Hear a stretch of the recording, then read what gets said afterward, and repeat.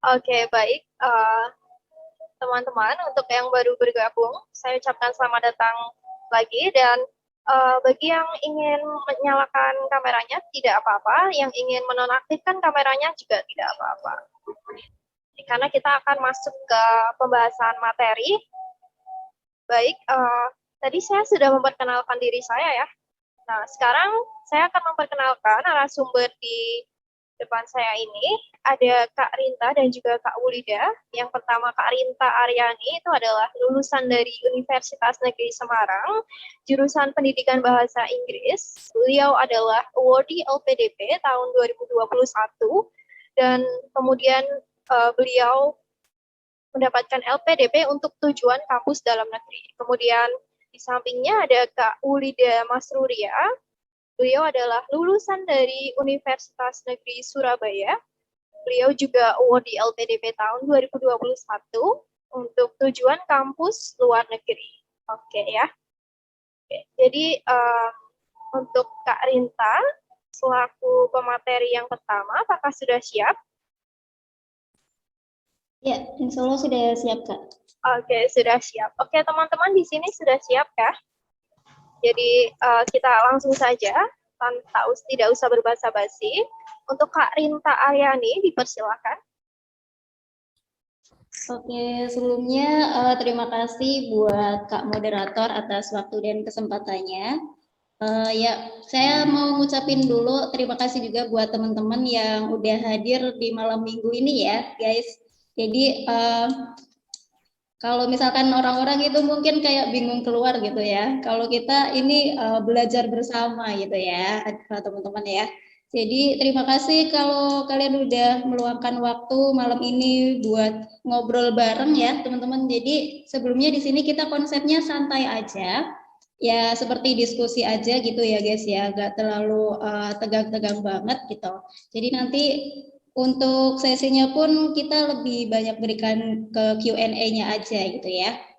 Oke ya, sebelumnya di sini saya mau perkenalan sekilas dulu. Tadi udah disebutin ya, panggil aja aku Rinta ya teman-teman. Jadi kemarin alhamdulillah dapat dinyatakan sebagai awardee LPDP tahun 2021.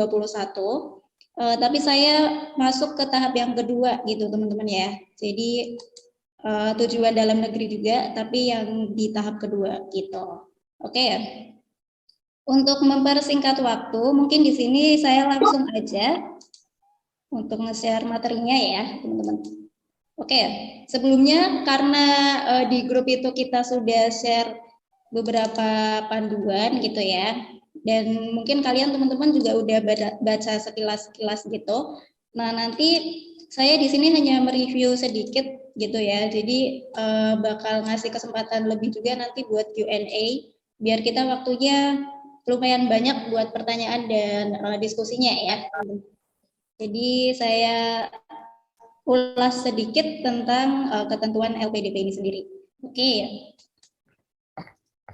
Oke, so bentar ya, sudah muncul teman-teman untuk screen-nya? Sudah, Kak. Sudah, Kak. Oke. Oke. Ya, pasti di sini teman-teman punya ini ya, punya semangat atau moto yang biasa kalian pakai gitu ya, buat mengejar sesuatu itu. Nah, di sini saya buka dengan mengutip kalimat dari Sultan Syahrir gitu ya. Jadi hidup yang tidak dipertaruhkan adalah hidup yang tidak akan pernah dimenangkan gitu ya. Jadi ini simple tapi ternyata maknanya dalam juga gitu teman-teman ya. Jadi emang kita menyadari kalau mau mendapatkan sesuatu itu memang butuh yang namanya perjuangan dan juga pengorbanan gitu ya. Oke, tapi aku di sini yakin teman-teman di sini itu udah terbiasa untuk berjuang gitu ya. Pasti di sini kandidat-kandidat hebat dan juga nanti insya Allah semoga pada lolos di LPDP 2022 ini. Amin ya. Oke, kita next. Nah, di sini aku ulas sedikit tentang jenis-jenis beasiswanya, teman-teman ya. Tapi nanti kita fokus ke bagian yang S2 ini, karena kalau memang di laman itu ada banyak gitu ya, kalian bisa cek sendiri. Oh ya, sebelumnya di sini aku mau tahu dulu udah pada bikin akun belum, guys? Mungkin boleh sambil di chat gitu ya, di room chatnya. Atau baru kepoin jenis-jenisnya mungkin? Oke, coba. Sudah ya, udah banyak ya. Oh iya, ini banyak ya ternyata yang udah pada bikin akun ya. Berarti kalau udah bikin akun, kalian udah bisa ini ya, ngelihat kampusnya gitu ya. Berarti udah siap nih teman-teman di sini ya. Oke. Nah, kita berarti fokus ke yang ini aja ya. Kita lanjut. Oke, untuk yang lain-lainnya karena di sini memang kebanyakan kan mau S2 ya guys ya. Jadi kita ngomongin yang S2 aja. Oke.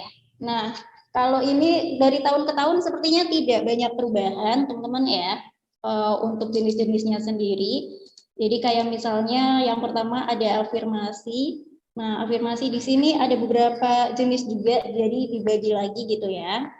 Oke, ini informasi umum sih, tapi semoga teman-teman sudah memahami juga ya. Dan ketentuannya itu masing-masing ada teman-teman, jadi berbeda ya, nggak bisa disamakan gitu. Oke, yang pertama di sini ada yang berkebutuhan khusus, kemudian ada daerah afirmasi, prasejahtera, dan juga santri.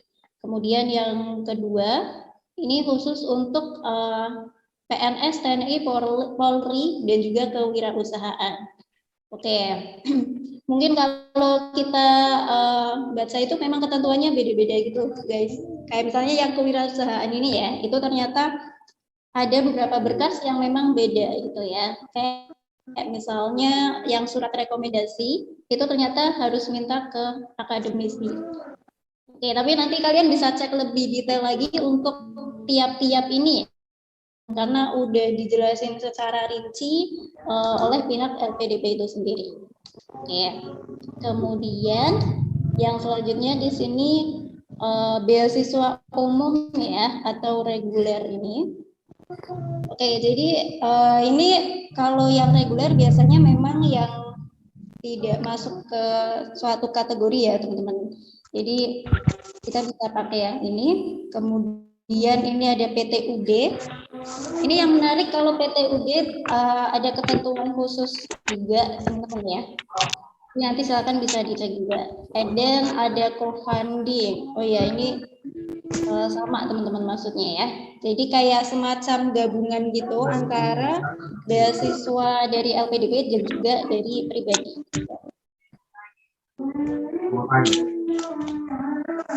Teman-teman mohon maaf, mungkin bisa di-mute dulu untuk peserta ya. Oke, lanjut ya. Untuk selanjutnya, oke, nah ini aku bakal spill juga ya teman-teman. Kalau ini mungkin di panduan belum diberikan ya, atau mungkin dari kalian udah tahu beberapa gitu ya. Oke, tapi kalau rinciannya memang tidak ada di panduan teman-teman, cuman sekilas saja seperti ini. Jadi memuat banyak hal di sini ya, terutama di dana pendidikan ini sendiri itu udah komplit banget teman-teman ya. Jadi teman-teman di sini nggak usah khawatir terkait biaya itu sendiri ya. Bahkan kalau misalkan ikut yang program afirmasi ini itu ada semacam fasilitas tambahan teman-teman ya, yaitu berkaitan sama pengayaan bahasa itu. Jadi ada di sini ya khusus untuk afirmasi. Kemudian untuk yang lain-lainnya ini lumayan banyak banget teman-teman ya. Jadi ada dana transportasi, kemudian asuransi kesehatan ya, and then ada dana hidup bulanan atau living cost yang biasa kita kenal. Terus juga ini tunjangan keluarga. Kalau di beberapa tahun yang lalu itu S2 ada teman-teman ya. Tapi sayangnya kalau tahun-tahun terakhir ini ternyata sudah ditiadakan gitu ya. Jadi hanya untuk program doktoral gitu. Nah ini mungkin sebagian dari kita bisa buat motivasi ya teman-teman. Kalau misalkan S3 gitu ya, daripada jomblo nih mending nikah dulu gitu ya. Karena ini ada fasilitas tunjangan keluarga gitu. Oke, apalagi tinggal di luar negeri mungkin gitu ya, teman-teman. Tapi enggak, itu hanya ini aja ya, sampingan. Oke, lanjut di sini ada dana keadaan darurat. Oke. Terus untuk lain-lainnya, kayak misalkan visa ini berarti berlaku hanya untuk yang ke luar negeri gitu ya. Oke, intinya di cover semua ya guys untuk biayanya itu. Oke, lanjut ya. Untuk persyaratannya ini sebenarnya aku bakal spill sedikit aja teman-teman ya. Karena kan untuk tiap jalur itu beda-beda gitu. Nah, nanti kalian boleh cek lebih lengkapnya di masing-masing jalur yang kalian pilih gitu ya. Oke, ini hanya sekilas aja. Kalau ini kebetulan waktu kemarin aku ikut di ini guys, afirmasi prasejahtera gitu ya. Jadi ini mengulas sedikit tentang persyaratan di afirmasi prasejahtera gitu. Gitu ya. Oke, tapi kalau persyaratan atau ketentuan seperti ini kayaknya kita bisa skip dulu aja ya, teman-teman. Karena berhubung kemarin kita udah share juga ya untuk panduannya. Jadi nanti secara detailnya itu berbeda sebenarnya untuk masing-masing jalur gitu ya. Oke. Nah, ini buat teman-teman kemarin waktu kami panitia melihat pendaftarannya ya dari data kalian, ternyata beberapa itu banyak yang di tahap kedua ya, mostly tahap kedua. Coba saya mau tanya dulu, kalau misalkan yang di sini ada yang tahap 1, kira-kira siapa aja nih? Mungkin udah ini menyicil mengisi form gitu ya, teman-teman. Ada yang tahap 1? Oke, dari Kak Dini, kemudian Kak Dedi, oke, Kak Isti, Kak Anggi, oke, Richard ya. Oke, banyak ya teman-teman ya. Oke, Kak Khotif, Kak Hafid juga, Kak Zulfa, iya, banyak ya. Berarti beberapa emang udah ready ya teman-teman ya. Ada yang udah ini mengisi juga. Oke, tapi buat teman-teman yang di sini mungkin buat tahap 2 ya, memilih untuk tahap 2 dan kan masih banyak waktu gitu teman-teman ya. Silakan boleh persiapkan diri ini ya, terutama sertifikat bahasa ya. Nanti bakal dijelasin lebih rinci dari Kak Ulida gitu. Oke. Kalau yang lain-lainnya ini ada esai kontribusi, kemudian ini enggak semua ya teman-teman ya. Jadi kalau di 2022 ini agak sedikit berbeda gitu. Oke, seperti esai ternyata di tahun 2022 ini itu tidak ada semacam apa namanya urutan ya atau poin-poin penting yang harus terhafal. The Bluetooth device is connected successfully. Oke, lanjut ya. Kemudian ini ya teman-teman yang mungkin bagi sebagian orang ini relatif bisa dibilang penting, bisa juga optional ya teman-teman. Tapi menurut saya itu mencari support group itu sangat penting teman-teman ya. Apalagi kayak kita membantu apa namanya mempertahankan semangat kita gitu ya. Kayak misalnya kalau misalkan lagi ngedown gitu ya, terus teman kita tuh semangat gitu. Nah, pasti kita bakal ke bawah juga gitu ya. Jadi bisa untuk saling mengingatkan gitu ya. Nah, ini silakan nanti kalau di sini kan udah ketemu banyak teman-teman ya. Nah, itu bisa saling kenalan juga gitu ya, guys ya. Kita bisa bentuk teman seperjuangan gitu ya, teman-teman. Jadi nanti semakin banyak yang mendukung kan kita juga semakin ngerasa lebih semangat lagi gitu ya. Terus kalau ini menghubungi dosen sebagai perekomendasi itu juga silakan bisa dilakukan mungkin jauh-jauh hari gitu ya biar ya ada semacam perkenalan dulu terus menyampaikan tujuannya dan lain sebagainya gitu ya. Oke, itu kira-kira yang perlu dilakukan mungkin buat yang tahap 2 teman-teman ya. Kalau yang tahap 1 sepertinya sudah menyiapkan dari kemarin ya. Oke. Kalau ini kan kita berhubung ngomongin seleksi administrasi yang paling dekat yang mau kita hadapin ya. Jadi ya tipsnya persiapkan semua berkas dengan baik, kemudian pastikan berkas yang diupload sudah sesuai ketentuan teman-teman ya. Nah ini jangan, walaupun hanya administrasi aja ya, tapi jangan disepelekan gitu, karena kan masih ada kemungkinan untuk ditolak gitu. Kalau kemarin aku baca sekilas, jadi kayak misalkan yang LOE-nya itu tidak sesuai, ternyata ada kemungkinan juga untuk bisa ditolak gitu ya. Jadi cukup hati-hati juga di sini teman-teman. Oke. Terus kemudian kalau ini esainya ini boleh kalau teman-teman seperti konsultasi ya, bisa ke kakak tingkat atau awardee atau bahkan dosen teman-teman. Jadi pengalaman aku kemarin, alhamdulillah saya menghubungi dosen yang cukup kooperatif. Nah, beliau mau membantu untuk membaca esai saya gitu. Jadi sekaligus memberikan surat rekomendasi, ternyata beliau juga mau untuk mereview esai saya. Jadi silakan hubungan dengan dosen itu bisa dibangun dari sekarang teman-teman ya.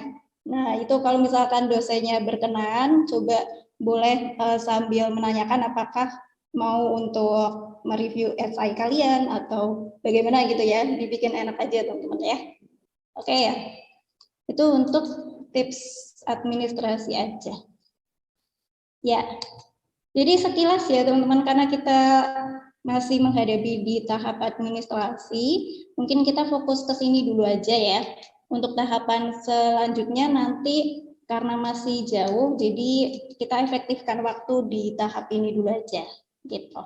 Oke, mungkin sekian dulu teman-teman presentasi dari saya. Saya kembalikan ke moderator. Silakan. Terima Baik, kasih sebelumnya. terima kasih banyak Kak Rinta atas presentasinya. Itu ya teman-teman, sekiranya sudah ada gambarannya dari Kak Rinta sekilas mengenai LPDP itu seperti apa dan apa yang harus dipersiapkan. Untuk selanjutnya, ini Kak Ulida dipersilahkan untuk melakukan presentasi. Untuk materinya mungkin Kak Ulida ini fokusnya untuk yang ke luar negeri atau bagaimana Kak? Atau Iya, melanjutkan dari Kak Rinta tadi? sedikit menambah ya gitu, Mbak. Oh, baik, oke. Untuk Kak Ulida dipersilakan. Oke, terima kasih Mbak Yuyun untuk waktunya. Selamat malam. Assalamualaikum warahmatullahi wabarakatuh, teman-teman semua. Senang sekali bisa bertemu kembali. Perkenalkan, nama saya Ulida. Saya adalah penerima beasiswa LPDP tahap 2 di tahun 2021, tujuan kampus luar negeri, seperti itu. Teman-teman siap nih untuk materi selanjutnya? Boleh tulis di kolom komentar, siap, siap, siap. Gitu. Oke, suaranya kecil?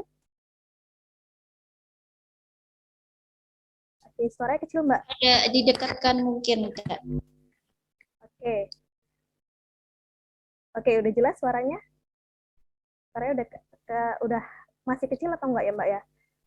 Sudah lumayan kalau di saya, Kak. Dari teman-teman yang lain mungkin? Silakan. Masih agak kecil. Masih agak kecil, oke. Gimana? Masih kecil? Cukup masih sekarang, kecil? Kak. Oke. Oke, agak suara aku aja ya, agak aku kerasin ya. Oke, teman-teman udah siap ya materi selanjutnya. Di sini aku akan, tadi udah dijelasin panjang lebar sama Mbak Rinta tentang beasiswa LPDP, persyaratannya, terutama yang administrasi, yang bagian administrasi. Nah, di sini aku juga akan sedikit ngebahas tentang English Proficiency Test for LPDP Scholarship, yang mana ini adalah juga salah satu persyaratan untuk mendaftar beasiswa LPDP di tahap administrasi, seperti itu. Nah, boleh sebelum kita masuk nih ke materi, boleh aku minta teman-teman untuk join ke slido.com dengan kodenya ngobrol santuy LPDP. Boleh teman-teman, minta waktunya? Ngobrol santuy LPDP. Oke, aku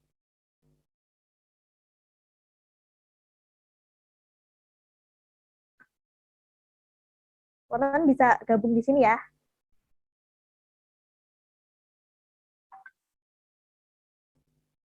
Ada yang sudah bisa?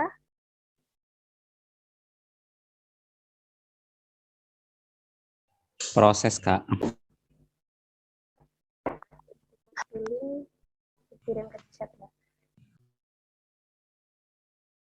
Oke, Sudah, Kak. oke. Sudah ada yang masuk? Oke.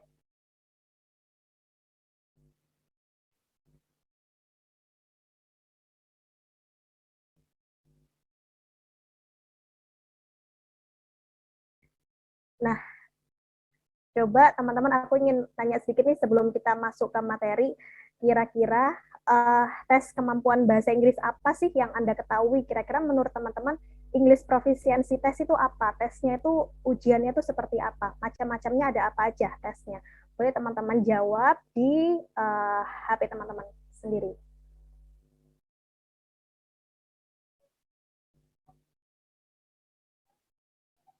Oke, ada yang mulai jawab IELTS, TOEFL, TOEFL ITP. Kayaknya udah mulai ada gambaran ya. Terutama yang akan mendaftar beasiswa tahap 1 harusnya udah memegang skor kemampuan bahasa Inggris. Oke. Udah ada 31 orang yang menjawab, 36 orang menjawab. Oke, 38.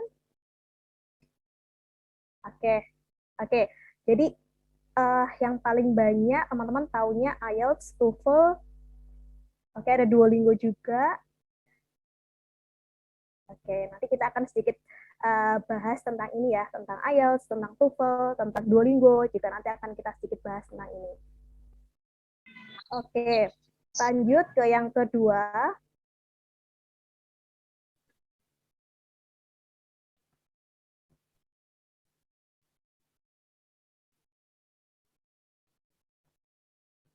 Apakah Anda sudah pernah mengambil tes kemampuan bahasa Inggris tersebut? Oke, ternyata ada yang sudah, ada yang belum.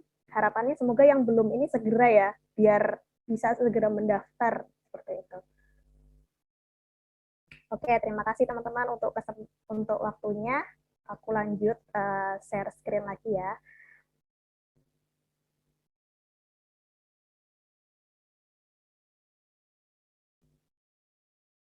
Slide-nya udah kelihatan atau belum ya? Belum. Udah kelihatan? Oke, udah Kak. Oke, Udah. oke. Ya, betul. Jadi English Proficiency Test yaitu tes kemampuan bahasa Inggris untuk menguji kemampuan bahasa Inggris kita seperti itu, khususnya untuk keperluan akademik buat teman-teman yang mau daftar beasiswa S1, S2 atau S3, terutama S2 dan S3, teman-teman biasanya diminta nih English Proficiency Test atau tes kemampuan bahasa Inggris seperti itu.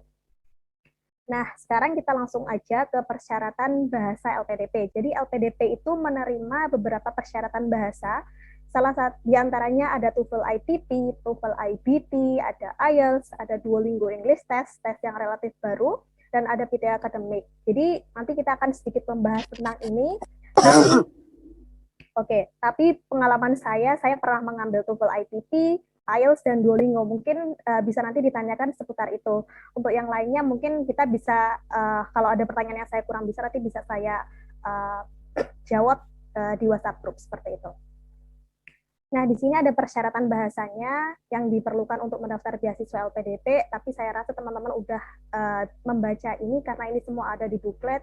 Yang pastinya dalam negeri dan luar negeri lebih tinggi daripada dalam negeri, reguler lebih tinggi daripada afirmasi, skornya, dan lain sebagainya. Dan ini jalur yang relatif baru, teman-teman, untuk jalur afirmasi Papua dan Papua Barat, yang mana tidak ada persyaratan bahasa. Jadi nggak usah tes bahasa dulu, nggak ada persyaratan bahasa, teman-teman bisa mendaftar beasiswa LPDP, khusus jalur afirmasi putra-putri Papua dan Papua Barat, seperti itu. Nah, di sini aku mau sedikit menjelaskan perbedaan TOEFL ITP, TOEFL IBT, IELTS, dan Duolingo English Test, seperti itu. Nah,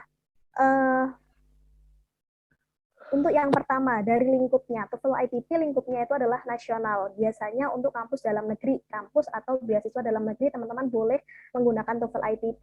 TOEFL IBT itu biasanya digunakan di Amerika. Kalau IELTS itu biasanya digunakan di Eropa, Kanada, atau Australia. Jadi mulai sekarang kalau teman-teman tujuan negaranya ingin Amerika, teman-teman disarankan untuk mengambil TOEFL IBT ketimbang IELTS seperti itu. Tapi kalau ingin negara ingin di Eropa atau Kanada atau Australia, sangat kami sarankan untuk mengambil IELTS seperti itu. Dan selanjutnya ada Duolingo English Test. Duolingo English Test ini kebanyakan kampus-kampus yang menerima adalah kampus-kampus di Amerika Serikat. Jadi ini alternatifnya gitu, mengambil Duolingo English Test. Selanjutnya dari sectionnya. Yang pertama ada listening, ada structure, ada reading. Ini untuk TOEFL ITP. Saya rasa semua udah tahu tentang ini karena udah sangat familiar. Lalu TOEFL IBT dan IELTS yang diujikan ada 4, yaitu ada listening, ada speaking, writing, dan reading. Yang membedakan hanya mungkin di speakingnya, biasanya speaking kalau IELTS itu langsung dari native atau dari orang Indonesia yang emang udah expert di bidangnya, seperti itu. Lalu kalau Duolingo English Test yang diujikan ada literacy, ada conversation, ada comprehension, dan ada production, seperti itu. Lalu untuk durasinya, TOEFL ITP hanya 115 menit, TOEFL IBT ada 240 menit, IELTS ada 115 menit maksimal, tapi biasanya di jeda-jeda waktunya biasanya dipisah-pisah, dan Duolingo English Test lagi-lagi hanya 60 menit, sangat singkat, hanya 1 jam, seperti itu. Untuk websitenya, untuk bagaimana cara mendaftarnya, untuk kapan waktu ujiannya, untuk bagaimana sistemnya, teman-teman bisa langsung cek di websitenya. Mungkin ini bisa di screenshot atau mungkin nanti setelah ini bisa akan kami kirimkan PPT-nya seperti itu. Nah, selanjutnya untuk biaya teman-teman. Untuk TOEFL ITP biayanya sekitar 500 sampai 600, bahkan ada yang lebih dari 600.000. Tapi pastikan kalau biayanya kurang dari 500.000, pastikan itu adalah TOEFL ITP resmi yang diterima oleh LPDP seperti itu. Kalau TOEFL IBT dan IELTS biayanya adalah 2,9 sampai 3 juta. Sama, dan kalau Duolingo English Test 700.000 atau $49. Bisa 700.000 lebih seperti itu. Nah, untuk penilaiannya, skor TOEFL ITP 310 sampai 677, TOEFL IBT 0 sampai 120, IELTS 0 sampai 9, dan Duolingo English Test 10 sampai 60, 10 sampai 160, maaf. Nah, untuk pelaksanaannya di masa pandemi seperti ini, TOEFL ITP bisa dilaksanakan secara online. Saya sangat menyarankan kepada teman-teman untuk melaksanakan ujian TOEFL ITP secara online aja kayak gitu, karena jauh lebih enak menurut aku, karena setelah teman-teman tes, teman-teman akan bisa tahu nanti skornya berapa dan lain sebagainya. Lalu TOEFL IBT dan IELTS, TOEFL IBT bisa dilaksanakan online. Untuk IELTS saat ini belum bisa dilaksanakan online, tapi dengar-dengar akan ada IELTS online dalam waktu dekat. Dan untuk Duolingo English Test, ini semua dilaksanakan secara online, dan teman-teman bisa melaksanakannya kapanpun dalam waktu 24 jam, pagi, siang, sore, malam, teman-teman bisa melakukannya. Yang penting teman-teman punya waktu 1 jam, free, nggak ada gangguan, teman-teman bisa melakukan ujian Duolingo English Test, seperti itu. Oke, ini adalah contoh sertifikatnya. Yang pertama ada TOEFL ITP, sertifikatnya yang resmi seperti ini adalah sertifikat yang diterima oleh LPDP. Lalu yang kedua ada IELTS seperti ini. Selanjutnya untuk Duolingo English Test, seperti ini ya. Nanti ada fotonya, ada overall score-nya, seperti itu. Untuk TOEFL IBT pun sama, ada foto, ada overall score-nya, per section-nya dapat berapa nilainya, dan lain sebagainya. Nah, ini adalah sedikit tips belajar bahasa Inggris agar lebih efektif. Tapi lagi-lagi, ini versi aku, setiap orang punya versi yang berbeda-beda. Yang pertama, buat target belajar. Ini penting banget buat target. Misal sekarang kita ada di semester 7 gitu ya, semester 7, dan rencananya nanti setelah kuliah akan lanjut S2. Berarti harus ditarget nih, nanti selama semester 8 aku harus belajar TOEFL. Selama semester 8 aku harus udah punya sertifikat TOEFL nih, gitu. Untuk nanti setelah kuliah setelah S1 aku akan lanjut S2 dengan beasiswa LPDP. Jadi pentingnya buat target seperti itu. Dan selanjutnya ada reward dan punishment. Kalau emang targetnya tercukupi, kita bisa memenuhi target, coba deh buat reward kayak kita. Misal rewardnya nggak usah yang mahal-mahal. Bisa mungkin rewardnya kita nonton film atau tidur-tiduran gitu, itu boleh jadi reward. Apapun itu yang menyenangkan diri kita. Selanjutnya misal targetnya kita nggak tercapai, oke, boleh deh bikin punishment, misal hafalkan vocabulary 5 dalam sehari, pokoknya cari apa punishment-nya, seperti itu. Lalu belajar dari banyak sumber. Sekarang ini nggak ada alasan lagi untuk kurang sumber, karena sosial media, internet, semua memberikan banyak sumber, dan itu sumber belajar, dan itu gratis, seperti itu. Dari YouTube, dari sosial media, dari Instagram, dari Google, dan lain sebagainya, itu sangat banyak sekali. Terus cari suasana baru, misal biasanya belajarnya di kelas, coba misal sekarang belajarnya di perpus atau belajar di tempat-tempat lain. Lalu yang selanjutnya gabung di komunitas belajar. Ini penting banget karena kita membutuhkan, karena menurut aku support system itu penting. Kalau kita bergabung dengan teman-teman yang memiliki visi yang sama, tujuan yang sama, itu akan membuat kita nggak gampang capek gitu loh teman-teman. Kalau mulai loyo, oh ada teman-teman nih, ada teman nih yang ngingetin dan lain sebagainya. Jadi itu pentingnya gabung di komunitas belajar bareng-bareng seperti itu. Kalau misal sekarang semua online dilakukannya, ya udah kita bisa belajar secara online, gabung komunitas online seperti itu. Dan kalau dirasa cara di atas ini belum maksimal, saran aku teman-teman ikut kursus. Ikut kursus kalau mau cari yang lebih murah, teman-teman bisa ikut kursus online, itu jauh lebih murah ketimbang kursus offline seperti itu. Karena kalau di kursus itu kita lebih terarah, misal hari ke-1 kita belajar subject verb agreement, hari kedua kita belajar object of preposition, jadi lebih terarah seperti itu. Tapi sekali lagi ikut kursus ini hanya opsional bagi teman-teman yang dirasa kurang mampu untuk belajar sendiri seperti itu. Oke, ini adalah aku mau sedikit nyontohin tentang action plan yang aku buat. Ini aku buat ketika aku mau mendaftar beasiswa LPDP. Waktu itu aku daftar LPDP di bulan Agustus 2021 dan aku udah mulai nyicil persiapan di bulan Juni. Jadi di bulan Juni aku udah mulai ngepoin LPDP, kampus tujuan, dan buat checklist persyaratan. Jadi bulan Juni ini aku fokus kepoin LPDP, kampus tujuan, aku buat list kira-kira kampusnya ini menerima apa aja, persyaratan bahasanya berapa, terus application fee-nya berapa, terus aku mau dalam atau luar negeri, itu aku kepo ini di bulan Juni. Lalu aku juga ikut pretest TOEFL untuk mengukur kemampuan bahasa aku. Di bulan Juli aku mulai nyicil esai, bikin guideline-nya, poin-poinnya apa aja yang akan aku tulis, lalu fokus untuk belajar bahasa seperti itu. Di bulan Agustus aku mulai post tes TOEFL dan tes official TOEFL juga.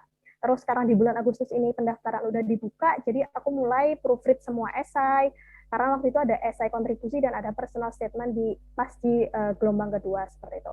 Lalu menjawab semua pertanyaan-pertanyaan ada di portal, yang ada di akun, terus scan ijazah, transkrip, KTP, dan dokumen lainnya. Memastikan kalau nggak ada yang salah, nggak ada yang kurang, dan nggak ada yang kelebihan seperti itu. Lalu di bulan September akhir, di bulan September awal, di bulan September awal ini adalah penutupan, jadi aku finalisasi, cek dan recheck lagi, itu penting di bagian administrasi, karena kalau administrasi ini kan hitam di atas putih ya, jadi nggak boleh ada yang salah seperti itu.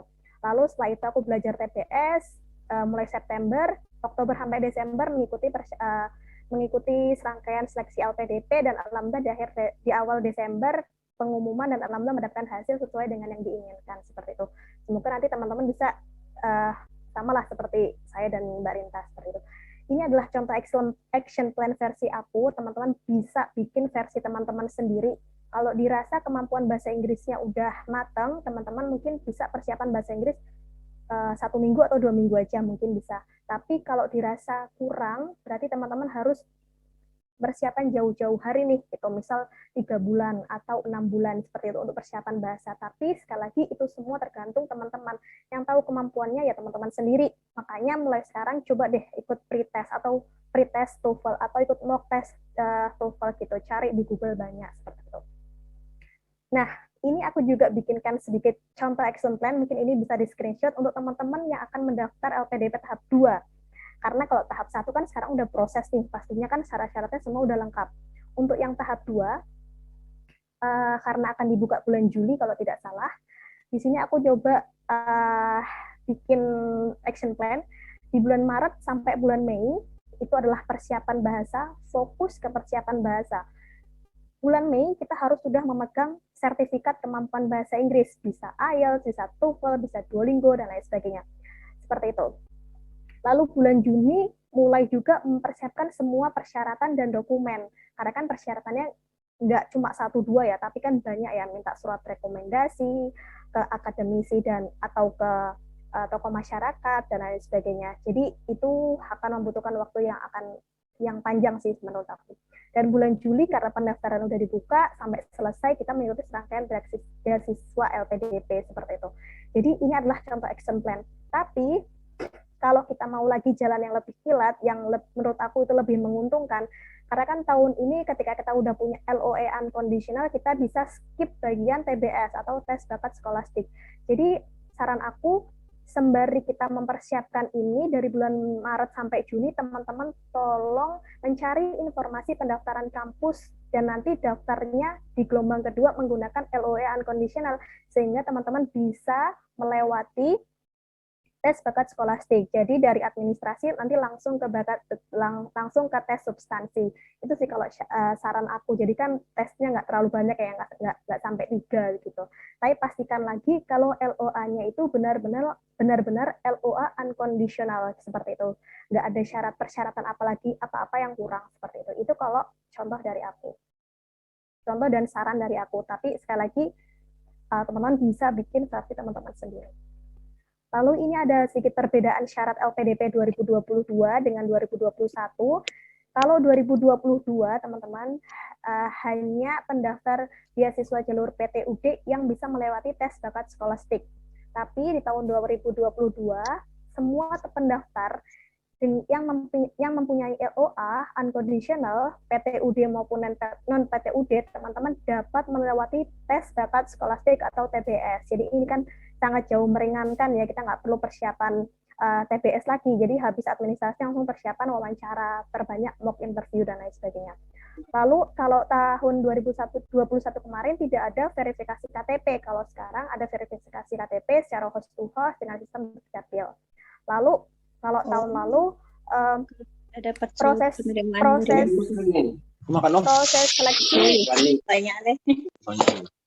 Oh ya. proses seleksi dilaksanakan secara online. Tetapi di tahun 2022 ini proses seleksi bisa dilaksanakan secara online dan offline, tapi tentatif sesuai dengan keadaan pandemi COVID-19. Iya. Lambai yuk. Kotak ya. Aku coba. Iya, yuk lebih lama. Oh, maaf, ini Kak, tolong di mute dulu ya Kak ya. Tolong di mute dulu ya. Oke, udah. Nah, untuk yang LPDP tahun 2021 juga tidak ada format spesifik. Ada format spesifik untuk esai kontribusi, tapi di tahun 2022 tidak ada format spesifik esainya akan seperti apa.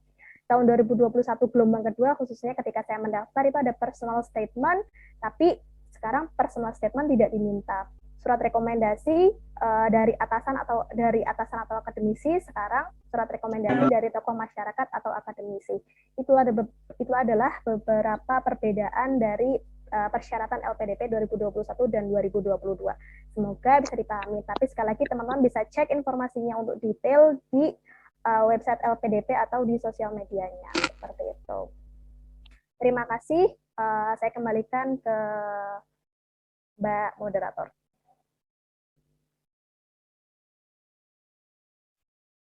Oke, baik. Terima kasih banyak Kak Ulida untuk materinya. Tadi sudah jelas sekali ya dari mulai tes bahasa Inggris, persiapan apa saja yang harus dilakukan, kemudian action plan, dan kemudian juga ada perbedaan LPDP 2021 dan 2022. Jadi tadi yang saya lihat perbedaan yang sangat mencolok itu dari 2021 dan 2022 itu untuk tahun ini bagi yang sudah memiliki LOA unconditional tidak perlu ikut tes bakat skolastik ya Kak ya? Betul. Jadi kan lumayan ya Mbak ya?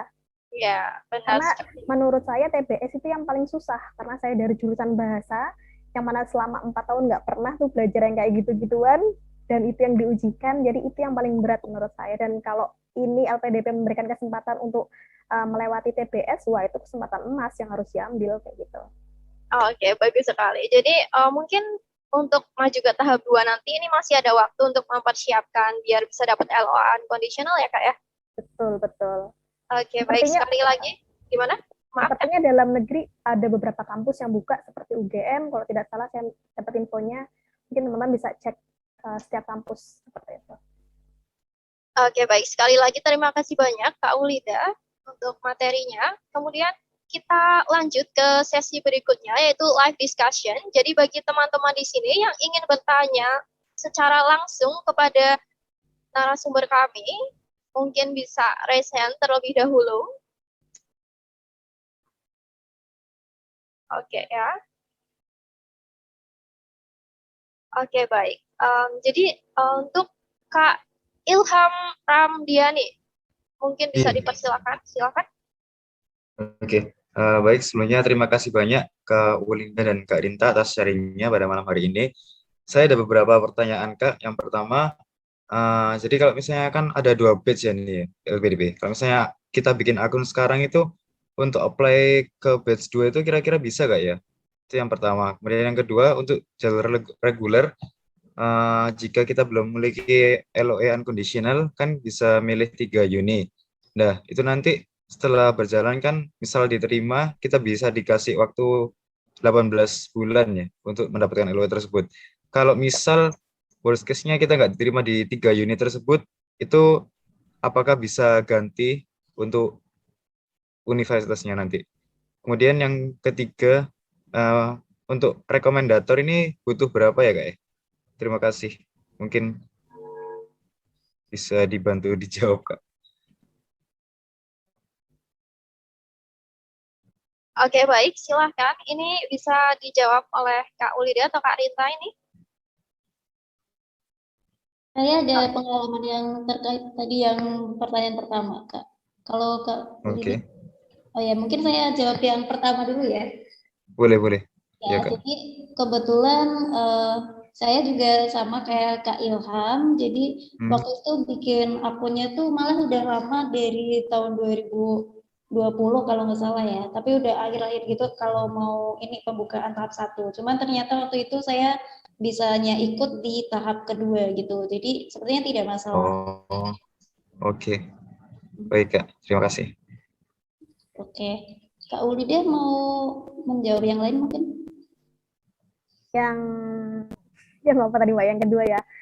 Kalau nggak, Yang kedua, boleh. Oke, kalau nggak ada LOE kan pilih 3 kampus. Kalau nggak keterima di kampusnya gimana gitu kan ya? Iya, Oke, betul. Tujuan kampusnya dalam negeri atau luar negeri, Mas Ilham? Luar negeri Kak rencana. Oke, luar negeri. Makanya ini pentingnya dibuat prioritas seperti itu dibuat. Jadi kalau saran aku nih, pilihannya seperti ini teman-teman. Pilihan pertama itu adalah kayak dream university, universitas impian. Kira-kira bisa nggak bisa? Ya itu yang misal yang ke satu misal Harvard gitu lah. Ya bisa sih, memang bisa. Tapi mungkin nggak sih agak mimpi lah gitu. Terus yang kedua ini pilihan keduanya masih mungkin lah dicapai. Oh, skor bahasanya nggak terlalu tinggi, aku masih bisa. Tapi mungkin ada beberapa persyaratan lain yang itu agak ribet misal. Nah, kampus ketiga ini adalah yang udah yakin kalau aku pasti kalau daftar di sini pasti keterima gitu. Entah itu pakai agen misalnya kalau luar negeri kan ya bisa ya, atau daftar sendiri langsung di website kampusnya. Jadi itu makanya pentingnya memilih kampus di awal itu pilih matang-matang dari 3 itu, pastikan salah satunya kita akan diterima gitu. Jadi kan sayang ya udah diterima LPDP, tapi kalau kampusnya nggak diterima kan sayang banget. Jadi kalau pesan aku, mending milih kampusnya itu jangan asal-asalan, tapi sesuaikan dengan kemampuan kita gitu. Pastikan salah satu kampusnya itu kita bisa nih terima di situ. Itu sih kalau menurut aku kayak gitu, Mas. Oke, baik. Mungkin ini Kak, kalau misalnya sudah kita buat prioritas seperti sarannya Kak Ulida tadi, cuman nanti misalnya tetap nggak keterima di 3-3-nya itu, mungkin kedepannya bisa diganti lagi atau enggak ya universitasnya? Mungkin langsung bisa menghubungi LPDP-nya, nanti mungkin bisa dibicarakan karena apa, kendalanya apa, nggak bisa diterima di kampus ini, mungkin bisa seperti itu sih kalau saran aku. Gitu. Oke, baik. Kalau yang ketiga apa Mas ya tadi? Rekomendasi jumlah rekomendasi yang dibutuhkan itu berapa ya Kak? Kayaknya nggak ada ketentuan ya Mbak Rinta ya? Nggak ada ya, kalau saya baca juga Iya, nggak ada. kayaknya nggak ada, bebas sih. Kak Ilham Oh, oke. sudah bekerja atau ini? Mau tanya dulu, sudah bekerja atau masih Oh, masih saya bekerja, Kak. bekerja? Kalau pengalaman saya kan juga bekerja ya, Kak. Jadi Aha. itu saya dari atasan satu, terus dari akademisi minta dosen waktu itu 2 gitu. Jadi total 3. Cuman nggak harus banyak sih, cuman itu dari saya aja gitu. Kayaknya Oh, kalau udah bekerja oke, yang oke. wajib yang dari atasannya gitu, Kak. Oke. Tapi Tapi kalau sama tahun tokoh ini, masyarakat ya Kak ya? iya, Tokoh tahun ini nggak iya, ada atasan ya, iya. Mungkin Iya. bisa ke RT RW, RT kelurahan RW, dan lain Pak RT gitu sebagainya. ya. Oke, oke. Iya. Baik. Tapi kalau pengalaman saya kemarin, karena saya belum bekerja, Hmm. saya minta dari dosen pembimbing akademik, DPA, Hmm. DPS, dan dosen organisasi seperti itu. Jadi mungkin Oh, bisa oke. sesuai dengan bidang teman-teman. Baik. Baik, terima kasih Ya, sudah menjawab semuanya, Kak. iya, Terima kasih banyak. Mas Ilham. Halo, Kak. Oke. Gimana Kak Rin? Ya, sudah lanjut aja, Kak. Oke, baik. Terima kasih Kak Ilham atas pertanyaannya. Kemudian next, ini ada Kak Agus Suharman. Dipersilahkan untuk menyalakan mikrofonnya. Oke, baik. Terima kasih kakak moderator. Izin bertanya kepada kakak-kakak. Saya ingin bertanya terkait esai, Kak, karena kebetulan saya mau daftar, lagi nyiapin esainya, insya Allah. Karena belum bisa masuk ke portal pendaftarannya, saya bingung karena di pedomannya itu ditulis untuk kontribusi, komitmen kembali sama rencana pasca studi itu kan maksimal sampai 200 maksimal kata. 200 kata maksimal. Nah, itu apakah untuk ketiga-tiganya atau berdiri masing-masing gitu, Kak? Bukan password 2000 kata. Oke, baik. Silakan. Mungkin bisa dijawab oleh Kak Rita. Kalau dari saya mungkin ini ya terkait isinya itu, jadi kalau sekarang sepertinya tidak ada panduan ya, begitu ya Kak Ulida ya, tidak ada panduan khusus terkait isinya harus bagaimana, cuman mungkin untuk referensi saja bisa cari tahu dari tahun-tahun sebelumnya, barangkali yang dimaksud adalah tidak jauh beda dengan esai-esai sebelumnya. Oke. Kalau pertanyaan yang tadi mungkin dari Kak Ulida. Pertanyaan tadi jumlah katanya ya Kak ya? Enggak, ya maksudnya untuk jumlah maksimal kata itu apakah untuk ketiga-tiganya atau masing-masingnya itu berdiri sendiri gitu? Oh, mungkin untuk itu bisa dicek lagi di buklet ya Kak ya. Biasanya sepertinya di buklet itu udah jelas harus berapa kata, biasanya seperti itu. Tapi kalau memang nggak ada, berarti ya tidak dibatasi harus berapa kata, seperti itu. Buat semenarik mungkin idenya dimasukkan, jangan terlalu bertele-tele, menjual diri tapi tidak sombong, seperti itu. Itu sih kalau saran aku. Berarti Kak, berarti kan lebih ke masing-masingnya gitu kan untuk maksimal katanya. Kalau pengalaman aku yang kemarin itu jumlah katanya beda. Misal esai kontribusi itu maksimal 2000, personal statement 1500. Jadi setiap esai itu beda-beda seperti itu yang diminta setiap jumlah katanya. Jadi mungkin bisa dicek lagi bukletnya. Oke, baik Kak. Terima kasih. Kak. Ya, halo. Menambahkan sedikit tadi mungkin yang poin-poin disebutkan Kak Agus itu maksudnya dijadikan satu gitu. Cuman benar kata Kak Ulida, jenisnya karena ada personal statement dan esai itu yang jadi beda gitu Kak. Tapi kalau poin-poin yang tadi Kak sebutin itu ya? Iya Kak, soalnya saya baca di panduannya dibuatnya kayak gini, untuk esai kontribusi, pasca studi, dan komitmen kembali, itu dalam kurung maksimal katanya gitu. Jadi menurut saya itu agak multitafsir gitu, apakah masing-masingnya itu dipisahkan apa semuanya satu? Gitu. Dipisah Kak itu Kak? Oh bisa. Oke, jadi esai kontribusi dan apa tadi? Esai pasca kontribusi. studi Kak belum digandeng. kembali. Itu sepertinya itu kan esai-esai yang berbeda ya, misal sepertinya yang studi esai kontribusi, terus apa lagi? Rencana studi, pasca studi, sama itu komitmen kembali ke Indonesia. Kok rencana studi kan untuk S3 aja atau Oh ya, enggak? Jadi mungkin lebih dicek lagi ya Kak di bukletnya ya Kak ya. ya oke Kak. Kasih. Oke, sudah terjawab ya Kak ya pertanyaannya ya Kak ya? Sudah. Oke, terima kasih Kak Agus. Kemudian next, ini ada Kak Farah. Kak Farah dipersilakan untuk menyalakan mikrofonnya dan perkenalkan diri. Dan Agus mohon di-mute dulu ya. Kak Agus di-mute dulu. Oke, Kak Farah silakan bisa unmute, kemudian memperkenalkan diri dan pertanyaannya akan ditujukan ke siapa? Apakah Kak Ulida atau Kak Rinta ya Kak Farah? Silakan Kak Farah.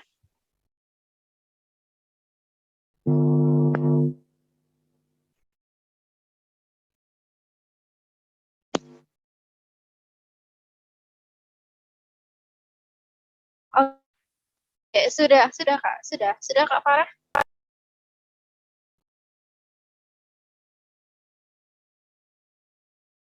Tidak bisa open mic, masih di mute admin.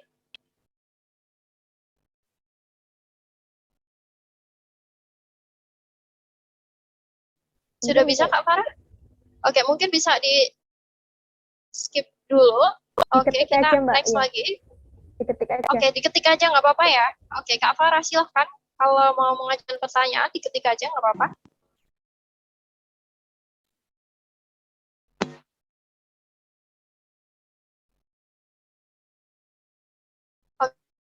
Oke, sambil menunggu pertanyaan dari Kak Farah.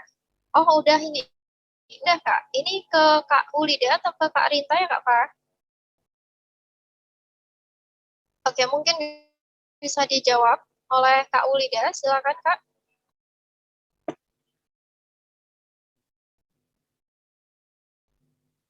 Pertanyaannya, oh masih ada pertanyaan lagi. Oke, satu pertanyaan saja dulu ya. Ini untuk esai, misal ada link untuk dokumentasi volunteer, apa bisa?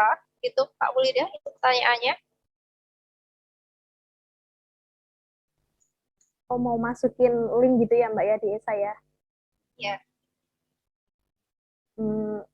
Tahu saya kalau memasukkan gambar itu boleh, tapi kalau link aku kurang tahu ya kalau link ya. Mungkin Mbak Rinta lebih tahu karena waktu aku nulis esai itu nggak ada linknya. Harus tertuju kemana seperti itu. Tapi kalau gambar itu boleh seperti itu. Tapi untuk esai lebih detailnya kita nggak menjelaskan malam ini ya teman-teman ya. Kita lebih ke mungkin ke yang lain karena kita kalau membahas esai itu nanti akan lebih panjang banget, nggak selesai kayak malam. Jadi kita bahas untuk esai nanti kita di lain waktu, semoga bisa mengadakan webinar sesi selanjutnya membahas esai atau personal statement dan lain sebagainya.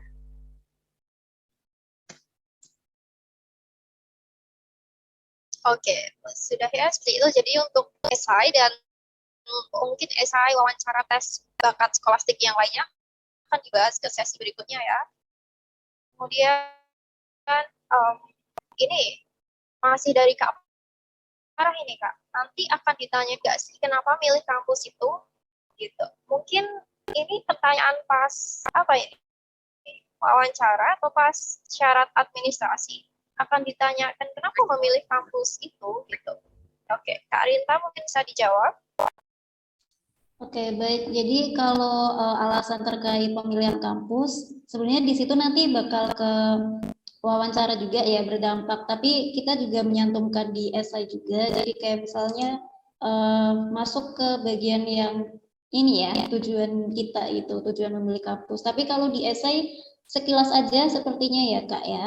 Nah, nanti bisa didetailkan lagi waktu wawancara. Pasti pertanyaan itu ditanyakan kebanyakan gitu ya, kebanyakan bakal muncul di tahap wawancara juga. Seperti itu, Kak.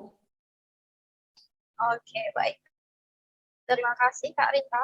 Kemudian ini Kak Farah sudah ya Kak ya? Oke, terima kasih Kak Farah. Kemudian next ada Kak Beverly. Silahkan bisa unmute, kemudian mau bertanya ke siapa, Kak Ulida atau Kak Rinta bisa disebutkan. Oke, thank you Kak Retno, Kak Widi, sama Kak Rinta. Aku yang pertama cuma ada satu question, tapi ada dua yang mau make sure. Yang pertama itu, apakah esainya boleh diacak? Maksudnya diacak, urutannya itu nggak sesuai. Yang pertama tentang komitmen kembali ke Indonesia, rencana pasca studi sama kontribusi, tapi aku acak, jadi tergantung gaya esai aku gitu. Terus yang kedua, aku mau nanya make sure aja, untuk rekomendasi kalau tujuan luar negeri itu berarti diubah in English aja ya, formatnya. Terima kasih, Kak.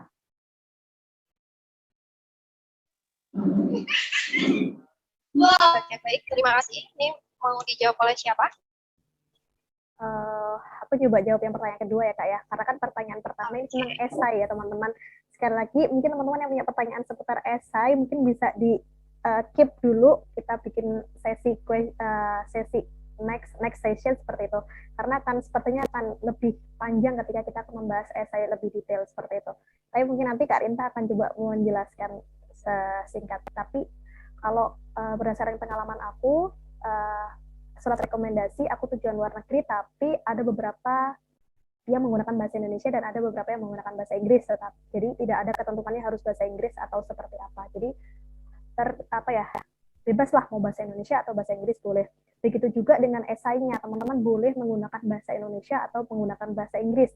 Kalau aku waktu itu personal statement aku pakai bahasa Inggris, tapi esai kontribusi aku pakai bahasa Indonesia dan alhamdulillah lulus seperti itu.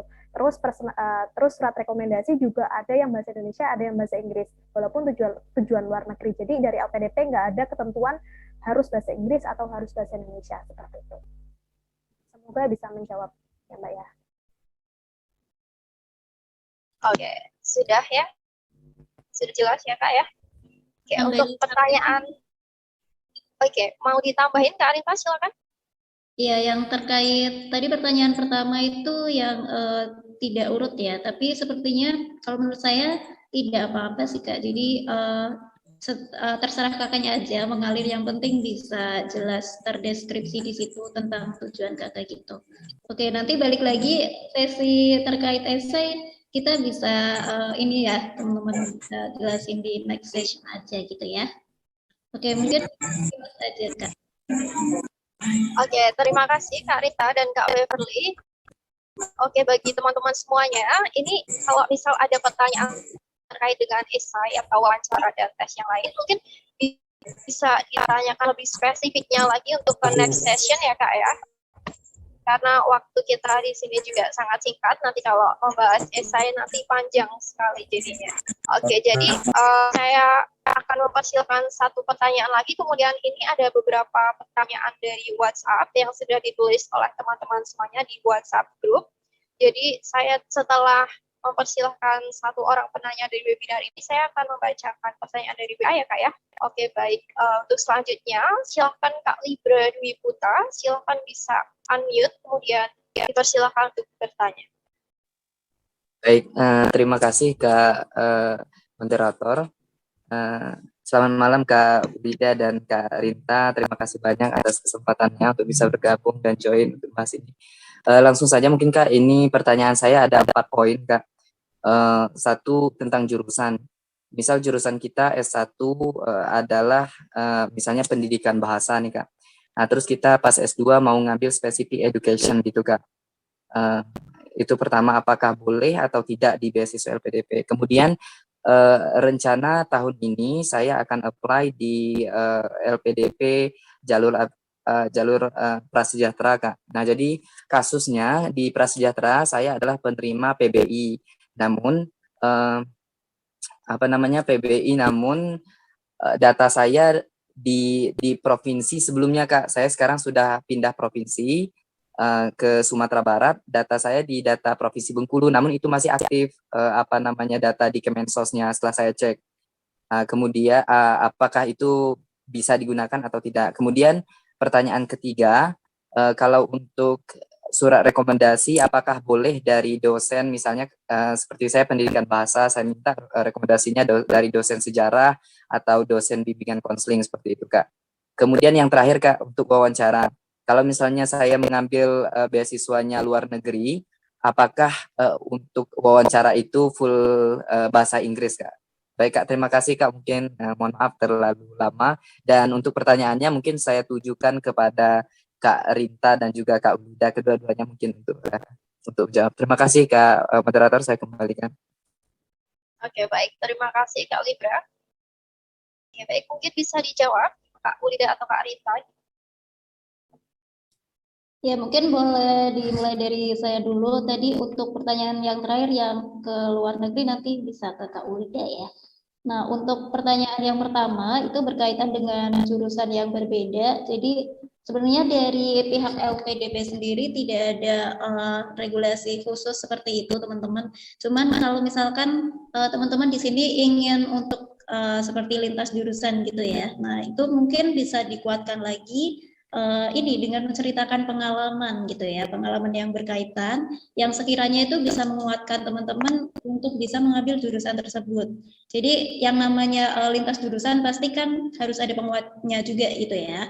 Kayak misalnya nih teman-teman mau lintas jurusan di yang lain tapi punya pengalaman kerja di bidang tersebut gitu. Nah, itu bisa untuk menjadi penguat juga gitu.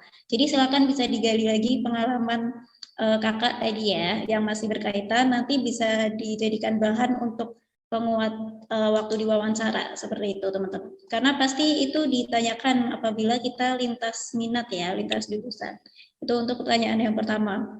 Kemudian untuk pertanyaan yang kedua ini, kalau untuk beasiswa prasejahtera ini kan ada semacam harus dicek gitu ya teman-teman ya. Kalau dari kakak tadi sudah cek ini belum? Terkait ketentuannya. Sudah Kak. Masih terdaftar berarti ya Kak ya? Iya Kak, saya cek waktu bulan Februari di data Kemensos, nama saya masih ada di Bengkulu, masih masih cair. Kemudian terakhir bulan Maret, pas bulan Maret saya cek lagi, data saya masih cair di bulan Maret Kak. Oh iya, sepertinya kalau misalkan masih terdaftar, masih bisa insya Allah ya Kak ya, karena nggak ada ketentuan khusus kayak misalnya beda daerah atau gimana. Semoga masih bisa Kak, gitu. And then kalau yang ketiga, surat rekomendasi dari dosen lain. Kalau ini saya juga kurang mengerti banget teman-teman ya. Jadi kebetulan saya memintanya di dosen yang masih satu jurusan gitu, karena kan di sini berkaitan sama bagaimana dosen tersebut itu mengenal kita. Cuman kalau misalkan kakak mau mencoba, ini boleh diceritakan juga kira-kira kedekatan dengan dosen tersebut seperti apa. Tapi kalau bisa, usahakan yang masih satu jurusan gitu Kak. Itu kalau saran dari saya gitu. Oke, untuk pertanyaan yang keempat silakan boleh dilanjut ke Kak Ulida. Boleh diulang tadi apa ya Mbak ya pertanyaannya? Apa ya Kak? Boleh di. Oke. Mohon izin moderator untuk mengulangi. Untuk ini Kak mau tanya untuk wawancara, kalau misalnya kita kan ngambil luar negeri, misal tujuan perguruan tinggi, apakah wawancaranya itu oleh pihak LPDP memakai bahasa Inggris full Kak, atau bagaimana Kak? Bahasa ya, terkait bahasa ya. Kalau bahasanya sepertinya itu tergantung dari pewawancara. Kalau dari aku sendiri waktu itu aku campuran bahasa Indonesia dan bahasa Inggris. Awal bahasa Indonesia, terus dilanjut dengan bahasa Inggris. Tapi ada juga teman aku yang dalam negeri tapi full bahasa Inggris. Ada juga yang tujuan luar negeri tapi full bahasa Indonesia. Jadi aku rasa itu tergantung pewawancaranya sih. Tapi lebih baik dipersiapkan keduanya. Ya benar Kak. Saya dalam negeri ini juga Kak mix ya. Jadi memang bergantung interviewernya.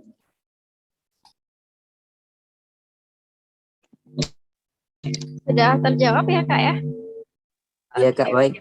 Terima kasih Kak. Oke, terima kasih juga Kak Libra. Nah, oke baik teman-teman, ini saya akan membacakan salah satu pertanyaan dari WhatsApp group ini kepada Kak Rita Aryani. Mungkin bisa dijawab ya Kak ya. Ini dari Kak Ines dari Universitas Negeri Yogyakarta. Pertanyaannya, apakah ada punishment ketika tidak berhasil menyelesaikan studi magister selama 2 tahun? Dan seperti yang kita ketahui ya, untuk LPDP ini ada batasan untuk studi magister itu maksimal 2 tahun ya Kak ya, benar Kak? Oke, ya, jadi benar. Bagaimana konsekuensinya kalau tidak bisa menyelesaikan studi? Kayak Kak Rinta, silahkan bisa dijawab. Baik, untuk ketentuan tersebut, kebetulan kalau di pihak LPDP di panduan gitu ya, teman-teman itu sebenarnya tidak tersantum ya, hanya regulasi saja. Tapi saya pernah dapat cerita dari kakak tingkat saya, kebetulan di UPI gitu. Nah, beliau menceritakan kalau misalkan ini kan masalah umum sebenarnya teman-teman ya, kayak misalnya kita tuh takut apakah tidak tepat waktu dan lain sebagainya. Tapi kalau bisa kita usahakan maksimal gitu ya teman-teman untuk bisa selesai tepat waktu. Nah, kalau misalkan ada beberapa kendala yang membuat kita tuh kurang tepat, misal dari faktor di luar diri kita ya, bisa mungkin dari faktor dosen dan lain sebagainya, ternyata itu bisa mengajukan ini teman-teman ya, semacam perpanjangan semester. Itu yang informasi saya dapatkan dari kakak tingkat saya tersebut. Jadi bisa mengajukan 1 semester. Kalau kebetulan kakak tingkat saya mengajukan 1 semester itu, tapi dengan ketentuan tertentu yang memang sudah disetujui oleh pihak LPDP. Jadi ternyata di balik itu ada ketentuan tersebut, teman-teman ya. Tapi semoga dengan adanya ketentuan ini kita tetap bisa maksimal untuk menyelesaikan selama 2 tahun itu. Gitu, Kak.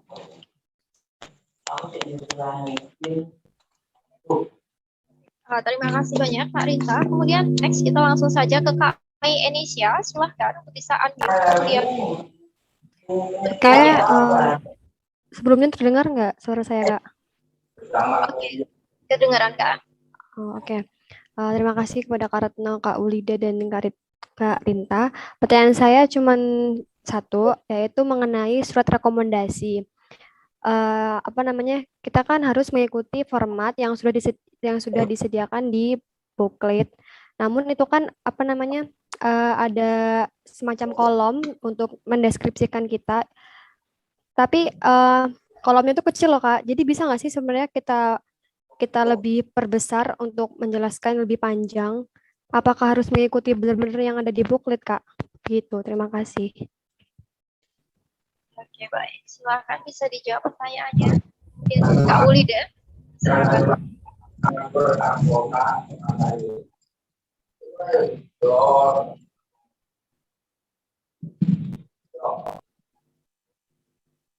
Oke, Kak Ulida. Oke, deskripsikan Mbak ini di bagian yang mengisi penilaian diri itu ya Mbak ya? Atau Iya, yang... iya Kak, yang di bagian di kolom deskripsi dosen untuk kita. Oke, kayaknya sepertinya di situ ada batasan kalimat ya Mbak ya? Sepertinya tidak ada. Kalau nggak ada, ya udah tulis aja secukupnya seperti itu. Kayaknya kalau pas pengalaman aku kemarin kayaknya nggak ada batas kalimatnya. Jadi karena di situ kan kayaknya nggak bisa bikin paragraf-paragraf gitu ya. Jadi satu dijadiin satu paragraf, mendeskripsikan diri kita seperti apa, seperti itu. Mungkin bisa kayak gitu sih Mbak. Kalau nggak ada batasan, nggak ada ketentuan batasan katanya harus berapa, menurut aku ya bikin aja sesuai dengan diri Mbak sendiri. Gitu.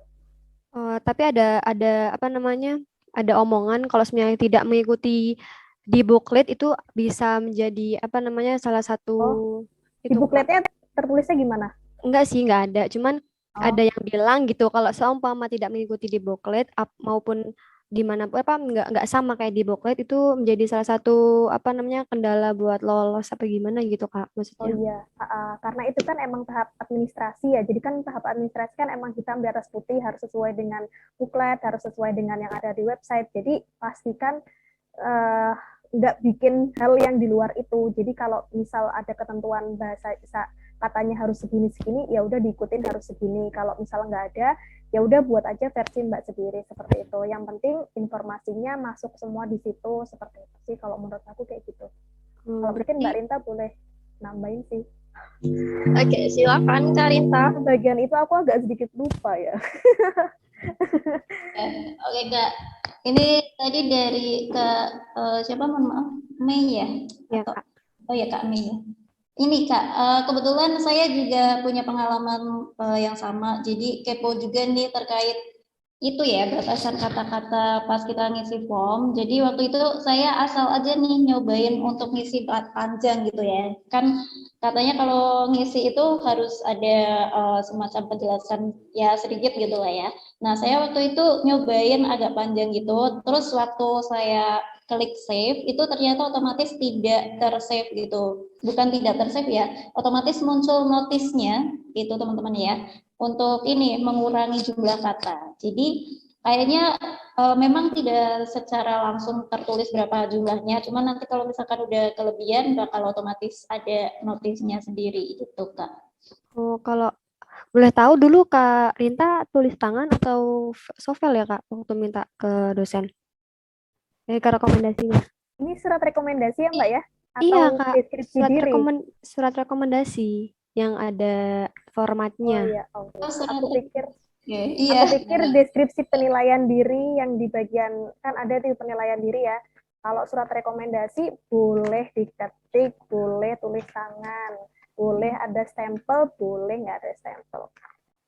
Oh, tapi itu yang saya tanyakan yang kolom yang ada kotaknya itu di booklet itu harus mengikuti segitu atau boleh diperluas seperti itu. Mohon pencerahannya. Boleh sih Mbak, kayaknya kalau itu sih surat rekomendasi kan ya, tapi Iya. boleh kalau misal dosennya tahu banget nih tentang Mbak Mei ini sangat berprestasi, dosennya nulisnya panjang, tahu semua seluk-beluk Mbak Mei mau ditulis semua, boleh banget. Oh, baik. Terima kasih Kak Ulida dan Kak Rinta. Maaf ya Mbak ya. Aku pikir Iya, Kak. penilaian diri yang di awal, karena ada nih di form bagian penilaian diri, itu juga ada. Baik. Iya, saya mau nambahin sedikit Kak. Ini kan tadi di WA tuh ada beberapa pertanyaan yang ngomongin tentang ini ya, tanda tangan digital gitu ya. Mungkin ada beberapa teman yang pengen minta tapi jauh gitu ya, terkendala ketemu langsung. Nah, kebetulan saya juga waktu itu digital gitu teman-teman. Jadi ternyata tidak masalah. Semoga peraturannya masih sama gitu. Itu aja nambahnya.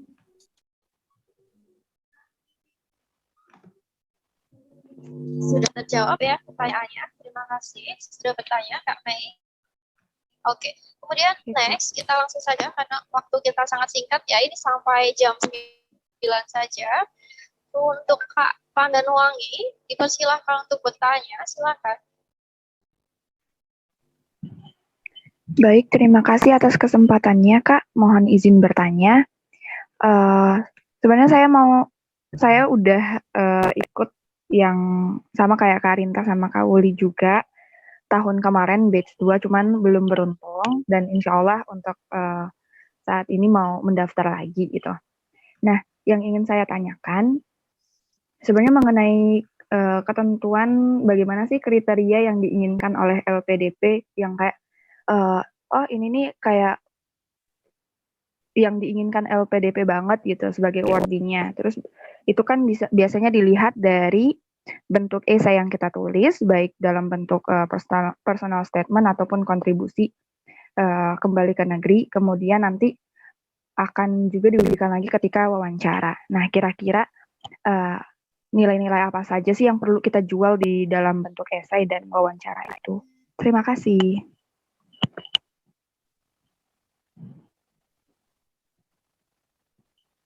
Oke, baik.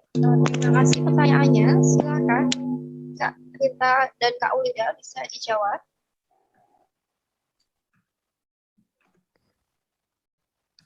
Oke, dari siapa dulu nih? Kak Uda atau saya? Boleh Mbak Rinta dulu deh. Oke, terkait ini ya, kriteria. Jadi kalau kriteria sebenarnya itu kayak ini ya, teman-teman, rahasia dari LPDP sendiri, cuman dilihat dari beberapa pertanyaan di wawancara, mungkin kayak bisa dikira-kira juga. Jadi teman-teman silakan bisa dibuka nilai-nilai LPDP ya.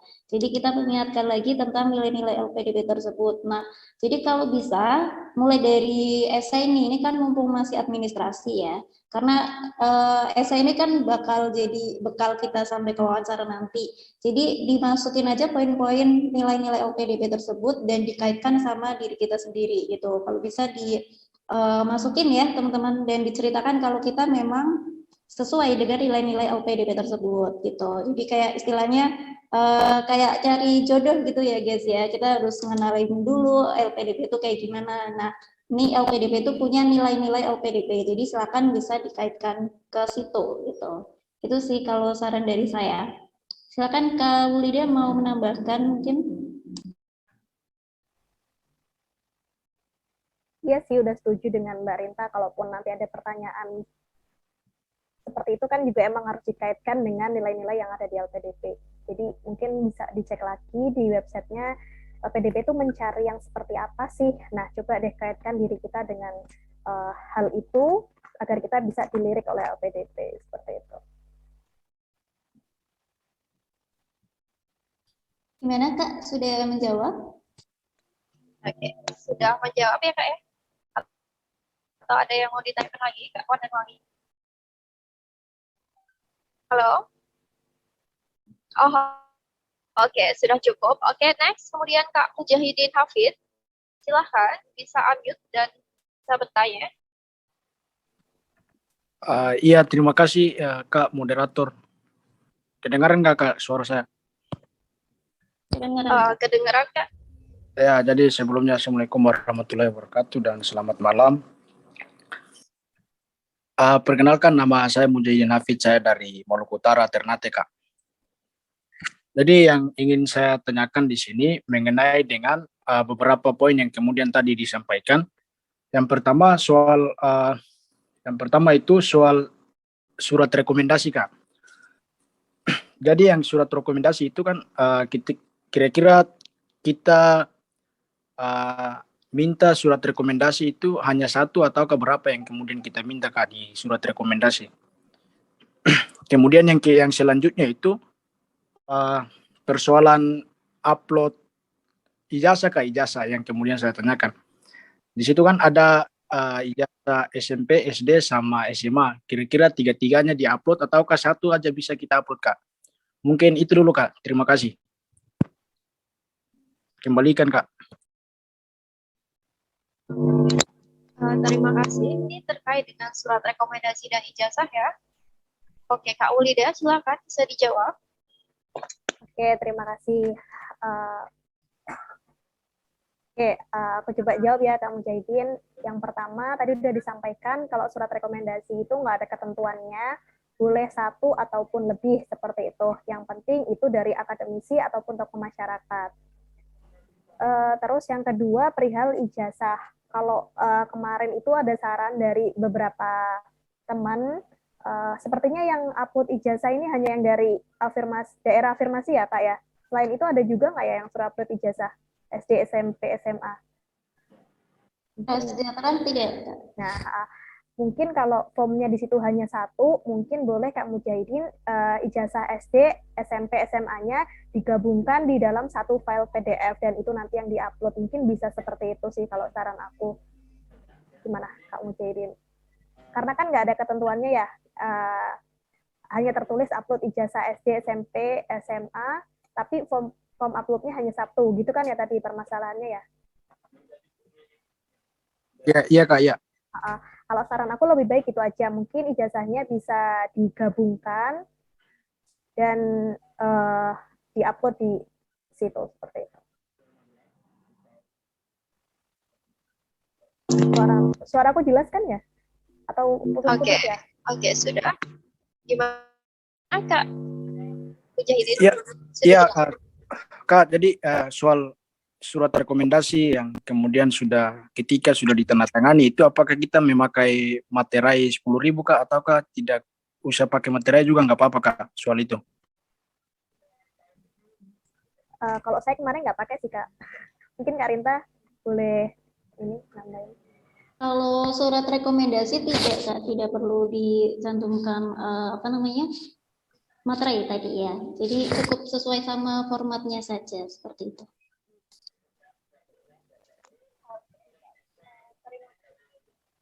Ya. Ini ada Kak Aini. Silakan Kak Aini bisa bertanya. Iya, halo Kak. Halo. Iya, kedengaran nggak suara aku? Dengar. Ya, terima kasih sebelumnya udah izinin aku mau nanya. Jadi aku ada beberapa pertanyaan sih, cuma yang dua itu cuma make sure aja. Jadi yang pertama, jadi untuk judul esai kontribusi setiap tahun itu kan beda-beda ya. Dan di batch, misalkan kita nggak lolos nih di batch 1, berarti kita bisa pakai judul yang udah kita pakai sebelumnya di batch 2. Bisa nggak, Kak? Oke, mungkin saya menanggapi sedikit, Kak. Jadi, oh ya ini masih ada ya? Dilanjut dulu boleh, Kak? Oke, ya itu yang pertama. Dan untuk yang kedua, tadi kan kata kakak kan untuk personal letter itu surat rekomendasi, esai. Dan esai itu kan kita bisa pilih mau pakai bahasa Inggris atau bahasa Indonesia kan bebas ya. Nah, kalau misalkan kita pengen dapat nilai lebih, apakah ada khusus atau maksudnya apakah ada pilihan yang lebih baik atau bebas gitu aja gitu? Oke, itu yang kedua. Dan yang terakhir, aku kan lihat di list nama-nama universitas yang kakak kirim di WhatsApp ya. Di situ kan aku kan mau ambil TESOL di University of Leeds. Nah, di mana di situ aku lihat jurusannya itu nggak ada TESOL. Nah, berarti aku nggak bisa ngambil di situ atau bagaimana?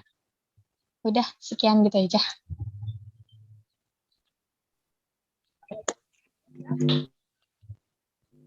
Silakan bisa dijawab Kak Ulida atau Kak Rinta ini. Oke, mungkin saya menanggapi sedikit ya, teman-teman. Jadi kalau untuk judul esai, ini kebetulan saya juga mengalami kayak kakak ya, kayak udah nyiapin esai dari tahap 1, tapi berhubung waktu itu di tahap 2 ada sedikit perbedaan gitu. Jadi mungkin disesuaikan aja gitu Kak, jangan terpatok sama yang sebelumnya, mungkin bisa diubah-ubah.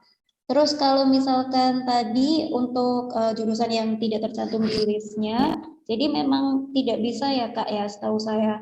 Karena LPDP sendiri udah punya kriteria khusus yang bisa menentukan apakah jurusan dan kampus tersebut bisa menjadi mitra LPDP, seperti itu.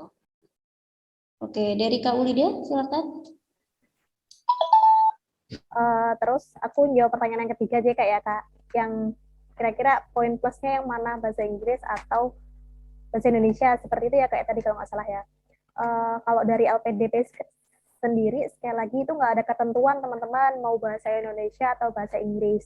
Teman saya ada juga yang bahasa Indonesia semua, esai, personal statement-nya bahasa Indonesia, surat rekomendasinya bahasa Indonesia, walaupun dia tujuan luar negeri, tapi dia keterima. Ada juga yang bahasa Inggris semua. Jadi menurut saya nggak ada poin plus atau enggaknya. Yang penting apa? Yang penting ide kita masuk di situ semua, gagasan kita masuk di situ semua, rencana kontribusi kita masuk di situ semua. Itu yang jauh lebih penting ketimbang kita memikirkan mau pakai bahasa Indonesia atau pakai bahasa Inggris. Itu lebih baik kita memikirkan itu sih. Nanti aku akan berkontribusi seperti apa yang udah aku lakukan, bagaimana rencana studiku nanti, dan lain sebagainya, bagaimana aku menghadapi dosen, maksudnya beradaptasi dengan lingkungan di sana. Aku rasa itu akan jauh lebih penting memikirkan hal itu ketimbang memikirkan bahasa Indonesia ataupun bahasa Inggris. Seperti itu. Karena sekali lagi, nanti pun ketika wawancara, itu semua tergantung wawancara, mereka akan menggunakan bahasa Indonesia ataupun bahasa Inggris. Seperti itu. Tapi kalau mau yang aman, ya yang jurusan luar negeri, bolehlah menggunakan bahasa Inggris seperti itu kalau mau cari aman. Tapi ya nggak menutup kemungkinan juga kok yang luar negeri boleh kok juga pakai bahasa Indonesia seperti itu. Oke, jadi gimana? Apakah sudah jelas? Sedikit lagi sih Kak, untuk yang universitas itu kan tadi kakak yang pertamanya bilang kalau misalkan nggak ada di listnya berarti aku kan nggak bisa pilih. Iya kan ya Kak? Iya Kak. Iya, aku mau tanya dong untuk Kak Ulida. Kalau nggak salah kakak TESOL juga ya? Iya, betul. Aku kan dulu pernah DM kakak juga. Cuma kan kalau yang aku tahu sih yang di Leeds itu kan kita bisa pilih MA TESOL tanpa pengalaman gitu kan. Jadi aku mikirnya tuh kalau aku bisa di TESOL, aku bisa di University of Leeds gitu. Sedangkan kalau yang aku pilih itu kan di listnya kan nggak ada. Nah, kakak ada nggak gitu rekomendasi buat aku gitu untuk TESOL tapi nggak ada pengalaman? gitu. Ya, tujuan negaranya mau kemana, Mbak? Udah kayak agen. Tujuan negaranya mau kemana ini? Aku sih pengennya di yang full bahasa Inggris, kayak aku sih pengennya di Inggris. Soalnya kan biar aku juga praktisnya juga kan sesuai sama jurusan aku gitu yang aku mau.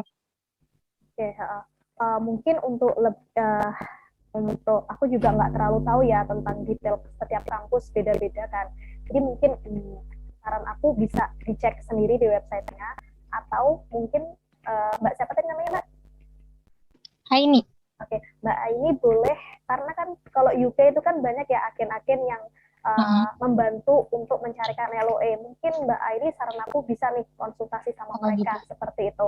Kira-kira nanya nih kalau jurusan TEFL tapi yang belum ada pengalaman, lebih baik ke universitas mana, seperti itu. Mungkin bisa konsultasi ke mereka seperti itu, atau mungkin bisa dicek sendiri ke websitenya biar lebih mandiri kan, seperti itu. Iya benar. Oke, terima kasih banyak Kak Bunda. Oke, baik. Terima kasih banyak Kak Aini untuk pertanyaannya. Kemudian next di sini ada Kak Yuna Mentari. Silakan Kak Yuna bisa mengajukan pertanyaan. Halo Kak, Assalamualaikum. Kedengaran nggak Kak suara? Salam. Ya, kedengaran. Ini kepada Kak Retno atas kesempatannya. Kak, saya ingin bertanya ke Kakak Wilida sama Kakak Rinta, dua-duanya ya Kak, terkait surat rekomendasi. Sebenarnya saya lihat di surat rekomendasi tahun lalu itu formatnya kan sama dengan surat rekomendasi tahun sekarang. Cuman beda di header-nya doang 2021 sama 2022. Apakah untuk mendaftar di tahun 2022 ini bisa menggunakan surat rekomendasi tahun lalu, Kak? Karena tahun lalu surat rekomendasi itu tidak jadi saya pakai untuk mendaftar karena ternyata TOEFL-nya belum cukup. Itu aja sih Kak yang mau saya tanya. Kak. Oke, terima kasih Kak atas pertanyaannya. Kak Ulida, silahkan bisa dijawab. Mungkin bagian perekomendasian mungkin Mbak Rinta bisa ya. Oke, baik. Jadi untuk rekomendasi ini kebetulan saya tidak mengalami langsung kalau misalkan memakai yang sebelumnya gitu ya Kak ya, karena mungkin udah menyimpan dulu dokumennya. Tapi saya pernah ikut webinar seperti ini juga, dan kebetulan pembicaranya itu juga seperti Kakak. Jadi kayak pernah sempat gagal dulu gitu ya di tahap sebelumnya, kemudian ikut lagi, tapi untuk berkas-berkasnya itu sama dengan tahap sebelumnya, dan ternyata tidak masalah dan beliau tetap bisa lolos gitu Kak. Jadi sebenarnya tidak apa-apa. Oke, tadi itu aja ya Kak ya. Oke, jadi tidak apa-apa ya Kak ya memakai rekomendasi dari tahun lalu ya Kak? Iya, masih ya, semoga masih sama Kak, tidak Ya, apa. cuma Mbak pastikan kan kalau yang tahun kemarin boleh dari atasan, tapi yang sekarang kan harus dari tokoh masyarakat. Pastikan itunya sesuai ya Mbak ya. Itu sih kalau saran aku. Oke, terima kasih Kak. Oke, terima kasih Kak Yuna. Kemudian ada Kak Indah Rizky. Silakan Kak Indah Rizky.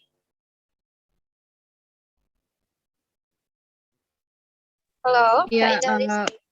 iya Kak. Makasih Kak sebelumnya. Aku mau nanya untuk kedua narasumber kita pada hari ini. Yang pengen aku tanya itu terkait ini Mbak, teknis pendaftaran. Aku kan dari background Fakultas Hukum. Terus di pendaftaran itu ada sektor, pilihan sektor gitu Kak. Cuman nggak ada yang ilmu hukum di sana, adanya itu sosio, kultural dan keagamaan, terus pendidikan, terus industri apa gitu. Pokoknya nggak ada yang tentang hukum gitu Kak. Jadinya aku bingung, ini ngaruh nanti aku pilih kalau misalkan aku pilih sosiokultural atau ilmu pendidikan atau gimana gitu. Itu sih Kak. Terus yang aku mau tanyakan untuk ujian SBK-nya itu nanti ujiannya online atau offline gitu Kak. Itu aja sih Kak. Makasih Kak. Oke, terima kasih Kak Indah. Mungkin bisa dijawab. Oke, Kak Rinta mungkin mau menjawab. Silakan Kak Rinta. Oke, baik. Untuk tadi pertanyaan yang kedua terkait apakah diadakan online atau offline, sepertinya di buku panduan itu ada tertulis sekilas teman-teman terkait ini ya, pemilihan kota. Kalau nggak salah ini di tahun ini ada ya, teman-teman. Mungkin teman-teman yang udah mengisi, benar? Kalau di kalian di oh, ada ya. Nah, berarti sebenarnya belum fix banget.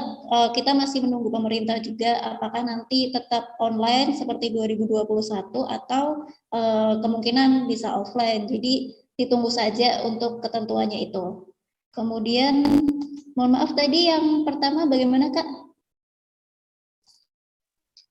Jadi di form pemilihan pas kita pengisian data itu Kak, ada namanya pemilihan sektor penelitian kita nanti gitu. Cuman nggak ada yang background hukum di sana di pemilihan sektornya itu Kak. Oh Jadi iya. bingung ini ngaruh nanti atau enggak gitu. Oke, kalau itu saya benar-benar kurang paham ya Kak, karena saya kebetulan ada. Cuman kalau misalkan Kakak mau ini minta ini aja tiket bantuan ke LPDP, jadi biar langsung dijawab sama pihak LPDP-nya gitu Kak. Daripada nanti takutnya fatal gitu ya Kak ya, mungkin langsung ditanyakan aja. Oke, terkait untuk tiket bantuan itu gimana Kak? Bisa tolong dijelaskan? Oke, kalau tiket bantuan mungkin teman-teman bisa langsung search aja ya. Benar ya Kak Wida ya? Langsung search tiket bantuan LPDP, nanti biasanya langsung muncul lamanya, terus teman-teman bisa langsung mengisi aja. Untuk jawabannya sendiri biasanya masuk ke email teman-teman gitu. Jadi bisa langsung. Kalau enggak ada juga ini ya teman-teman call center. Nah itu kalau sekarang udah mulai beroperasi, saya lihat kemarin di IG-nya LPDP, jadi silakan bisa dihubungin juga gitu. Oke, baik. Terima kasih banyak ya Kak Rita dan Kak Rizky. Terima kasih atas pertanyaannya. Next, kita ada Kak Zaki di sini. Halo Kak Zaki, silakan bisa unmute. Baik Kak, terima kasih kesempatannya. Selamat malam. Malam. Malam. Ya.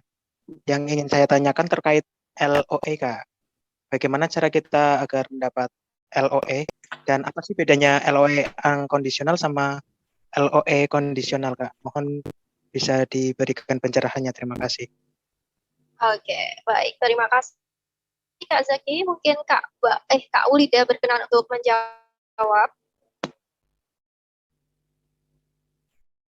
Oke, terima kasih Kak Zaki. Aku coba jelasin yang, tapi nanti mungkin bisa sedikit ditambahin sama Mbak Rinta. Jadi LOE itu adalah surat yang menyatakan kalau Mas Zaki ini udah diterima di kampus tujuan Mas Zaki tanpa ada persyaratan apapun lagi. Itu untuk LOE unconditional seperti itu. Untuk Mas Zaki udah melewati tahapan seleksinya, misal tahapannya ada administrasi, ada TPA gitu, misal untuk dalam negeri Mas Zaki udah melewati itu semua dan udah lolos dan dinyatakan lolosnya nanti itu Mas Zaki akan mendapatkan LOE unconditional. Tapi misal ada salah satu syaratnya yang belum terlengkapi nih, misal TOEFL-nya kurang gitu. Nah, itu kan masih ada salah satu yang mengganjal karena TOEFL belum mendapatkan skor TOEFL yang sempurna. Jadi Mas Zaki nanti mungkin bisa mendapatkannya TOEFL kondisional. Jadi masih ada salah satu syarat yang belum, jadi semua syaratnya belum tercukupi nih untuk LOE kondisional. Tapi kalau unconditional tuh LOE-nya udah nggak ada persyaratan apa-apa lagi, semua persyaratan udah sesuai, Mas Zaki istilahnya tinggal belajar, tinggal masuk aja gitu loh. Persyaratannya udah lengkap, Mas Zaki udah nggak kurang persyaratan apa-apa. Tapi kalau LOE kondisional itu masih ada persyaratan yang kurang lengkap seperti itu. Dan pastikan saat mendaftar LPDP teman-teman menggunakan LOE unconditional atau sudah diterima tanpa ada persyaratan apa-apa lagi seperti itu. Karena kalau saya baca di bukletnya atau atau waktu YouTube saya mendapatkan informasi itu katanya kalau salah upload atau LOE-nya bukan LOE unconditional itu bisa tidak lolos administrasi seperti itu. Jadi pastikan kalau LOE yang di-upload itu adalah LOE unconditional seperti itu, atau tidak ada syarat apapun yang belum dilengkapi seperti itu sih. Semoga bisa menjawab ya Mas Zaki.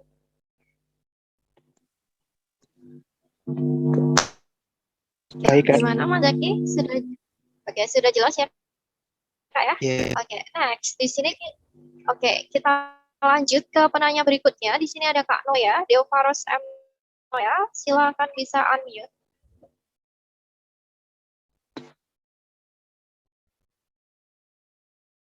Oke, halo Kak Noya. Halo, selamat malam Kak. Assalamualaikum Oke. warahmatullahi wabarakatuh. Waalaikumsalam. Ya, terima kasih Selamat kesempatan yang malam. diberikan. Ya, saya ingin menanyakan terkait dengan rekomendator. Sebenarnya sudah banyak sih tadi saya dengarkan tentang rekomendator, tapi untuk pertanyaan yang ingin saya tanyakan tadi belum ada sedikit pun yang nyerempet atau masuk dari penanya-penanya sebelumnya. Jadi begini, posisi saya saat ini sedang bekerja, sedangkan saya sudah lulus S1 tahun 2015. Nah, saya sudah punya mentor, maksud saya mantan dosen saya dulu itu juga aware di LPDP tahun 2021 di Belgia. Nah, terus saya dapat informasi kalau ingin itu syaratnya begini-begini. Nah, cuman ada perbedaan yang seperti dijelaskan tadi mengenai rekomendator untuk tahun ini harus akademisi atau tokoh masyarakat. Nah, poin pertanyaannya, saya sekarang posisi bekerja. Rekomendatornya kan sudah tidak boleh ke atasan atau harus ke masyarakat. Nah, untuk mohon saran nih Kak, atau mungkin ada juga yang mengalami kendala seperti saya mengenai rekomendator, apa yang harus saya lakukan atau bagaimana menurut kakak-kakak WRD yang ada di sini. Terima kasih. Assalamualaikum warahmatullahi wabarakatuh. Waalaikumsalam warahmatullahi wabarakatuh. Terima kasih Kak Noya atas pertanyaannya. Ini terkait dengan rekomendasi ya, karena posisinya sudah bekerja. Ini bagaimana Kak? Siapa yang akan menjawab? Ya, mungkin mulai dari Oke, Kak Rinta, silakan. Ya, jadi kalau berhubung ini ketentuannya sudah ganti ya teman-teman ya sayangnya. Ini karena mungkin tadi ada beberapa dari kita yang sudah membangun semacam silaturahmi ya dengan orang-orang yang mau kita minta. Ternyata di sini regulasinya berbeda. Jadi kalau menurut saya karena tokoh masyarakat gitu ya. Jadi mungkin nggak apa-apa Kak bisa dihubungin tokoh masyarakat di situ dan hal yang mau ditulis di rekomendasinya mungkin seperti kontribusi di masyarakat ya Kak. Jadi tidak mengurangi esensi dari surat rekomendasi itu sendiri. Gitu. Jadi nanti silakan Kakak bisa sampaikan terkait poin-poinnya apa saja. Gitu. Jadi yang semacam bisa menjadikan nilai positif untuk Kakak gitu. Seperti itu Kak kalau dari saya. Oke, terima Oke, kasih Kak atas baik. jawabannya. Oke, mungkin ada tambahan dari Kak Ulida? Cukup Mbak, cukup. Cukup ya. Oke, tidak ada. Oke. Next, ini ada satu penanya lagi, Kak Bahrudin. Silakan Kak, bisa di-unmute. Ya, terima kasih Kak. Izin bertanya terkait tentang double beasiswa kayak gitu. Jadi kan di form LPDP itu saya lihat pas waktu pendaftaran itu ada pernyataan di sana apakah Anda sedang mengikuti beasiswa lain kayak gitu. Nah, di sana kan ada jawabannya ada ya atau tidak kayak gitu kan. Nah, kalau saya sendiri kasusnya sekarang memang sedang mengikuti beasiswa lain kayak gitu. Jadi agak ragu ikut di tahap 1 ini kayak gitu. Dan kalaupun saya ikut di tahap 1 ini apakah memang berpengaruh kayak gitu ketika saya klik iya ataupun misalnya saya klik tidak kayak gitu. Mungkin itu saja Kak. Terima kasih. Oke, baik. Baik, terima kasih pertanyaannya. Mungkin Kak Ulida bisa menjawab.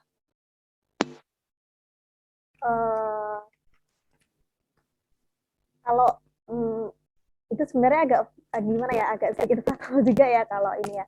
Tapi kalau menurut aku, kalau mungkin nanti bisa ditambahin Mbak Rinta juga, kalau memang Mas siapa tadi? Mas siapa ya? Mas Bahrudin. Ya, kalau misal Mas Bahrudin memang kurang yakin untuk mendaftar di tahap 1, boleh daftar tahap 2 seperti itu. Tapi bisa juga kalau memang Mas Bahrudin belum dinyatakan lulus di beasiswa yang sekarang di daftar selain LPDP, karena kan sayang ya ntar kalau keterima semua dan itu kan juga akan mubazir, maksudnya bukan mubazir, bahkan akan di blacklist seperti dia karena keterima di 2 beasiswa. Jadi mungkin sekarang dimatangkan nih, kira-kira lebih prefer ke yang mana, lebih dampaknya nanti akan lebih baik yang mana.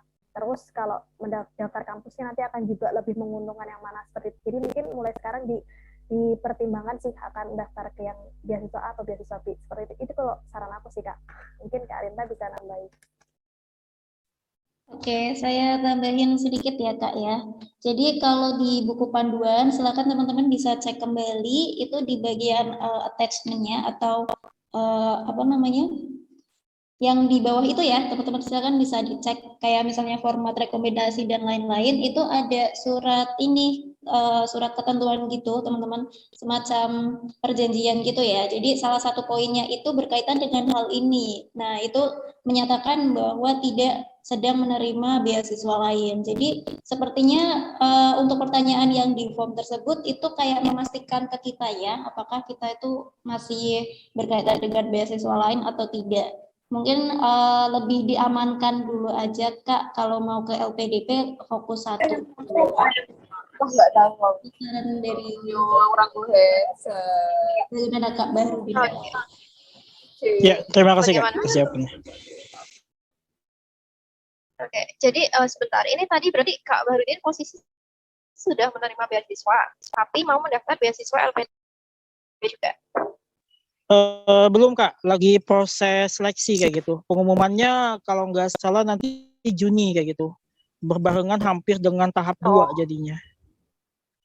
Oh ini kok kayaknya saya tahu ini beasiswa apa ya. Iya betul. Oke, jadi mungkin bisa gini Kak, mungkin ini dari saya aja ya. Mungkin bisa mendaftar itu. Nah, itu kan nanti nunggu untuk yang LPDP ini Kak Bahrudin daftarnya batch 1 apa 2 ini?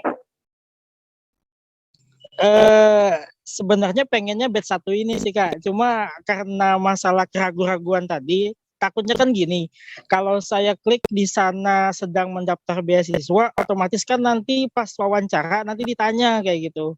Maksudnya ditanya dengan kenapa Anda milih beasiswa yang itu, kenapa Anda ikut juga beasiswa ini kayak gitu kan. Jadi agak kesusahan juga menjawab pertanyaan di situ gitu Kak.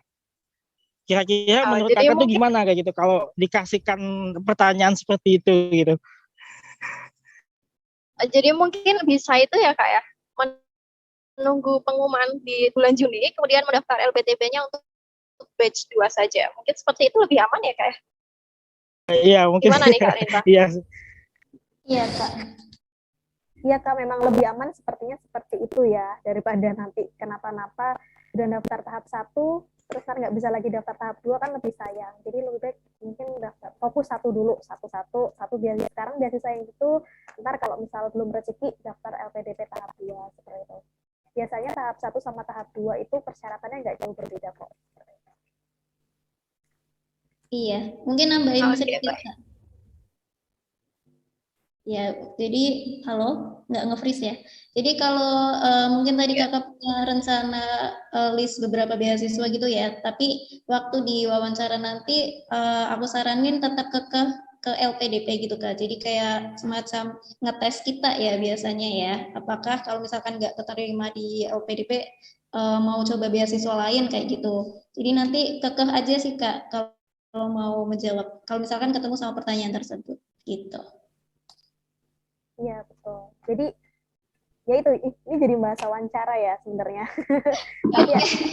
tapi emang gitu Kak Bahrudin, kalau misal kita wawancaranya sama LPDP ya berarti kita harus memihak ke LPDP. Kalau wawancaranya sama beasiswa lain ya kita harus menempatkan posisi kita seperti itu. Kalau misal gimana kalau kamu nggak diterima LPDP, oh saya punya cadangan beasiswa lain, wah kayak gitu kan alamat nih kan. Jadi pastikan sesuaikan diri kita ketika kita mendaftar beasiswa A atau beasiswa B. Seperti itu.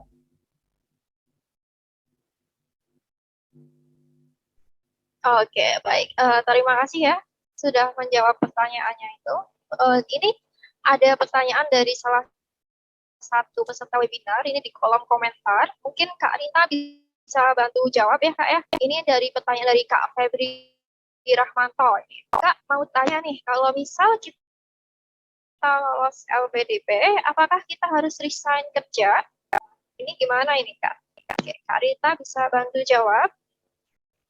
Oke, Kak. Jadi ini nyambung sama pertanyaan sebelumnya tadi yang terkait ketentuan itu ya, yang semacam surat perjanjian itu. Jadi silakan teman-teman bisa dibaca kembali, itu ada attachment-nya di bawah di buku panduan. Jadi salah satu poinnya adalah tidak diperkenankan untuk bekerja selain ada persetujuan dari pihak LPDP.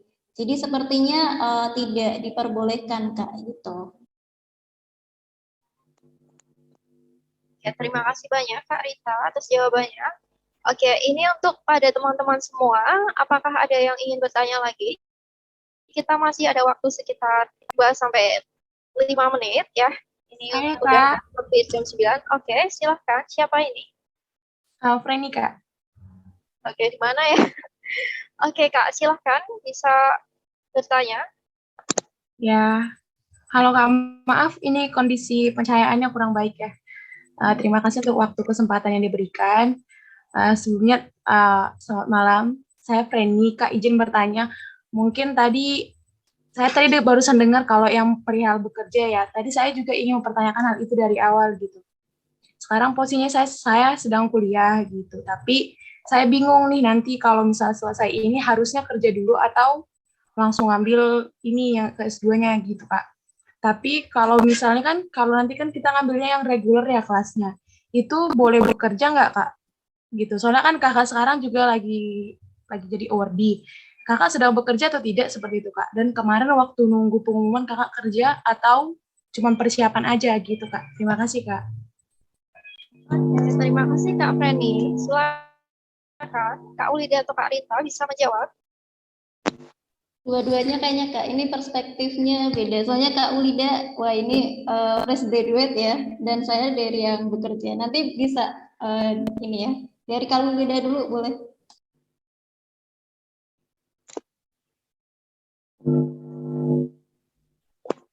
Kalau saya, Mbak Freni, kalau saya selama mendaftar, saya mau fokus di LPDP seperti itu.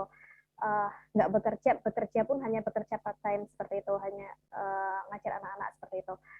Atau biasa ngelesi lah ya, seperti itu. Nah, dan itu pun nggak saya masukkan di pengalaman bekerja, karena itu hanya pekerjaan part-time seperti itu.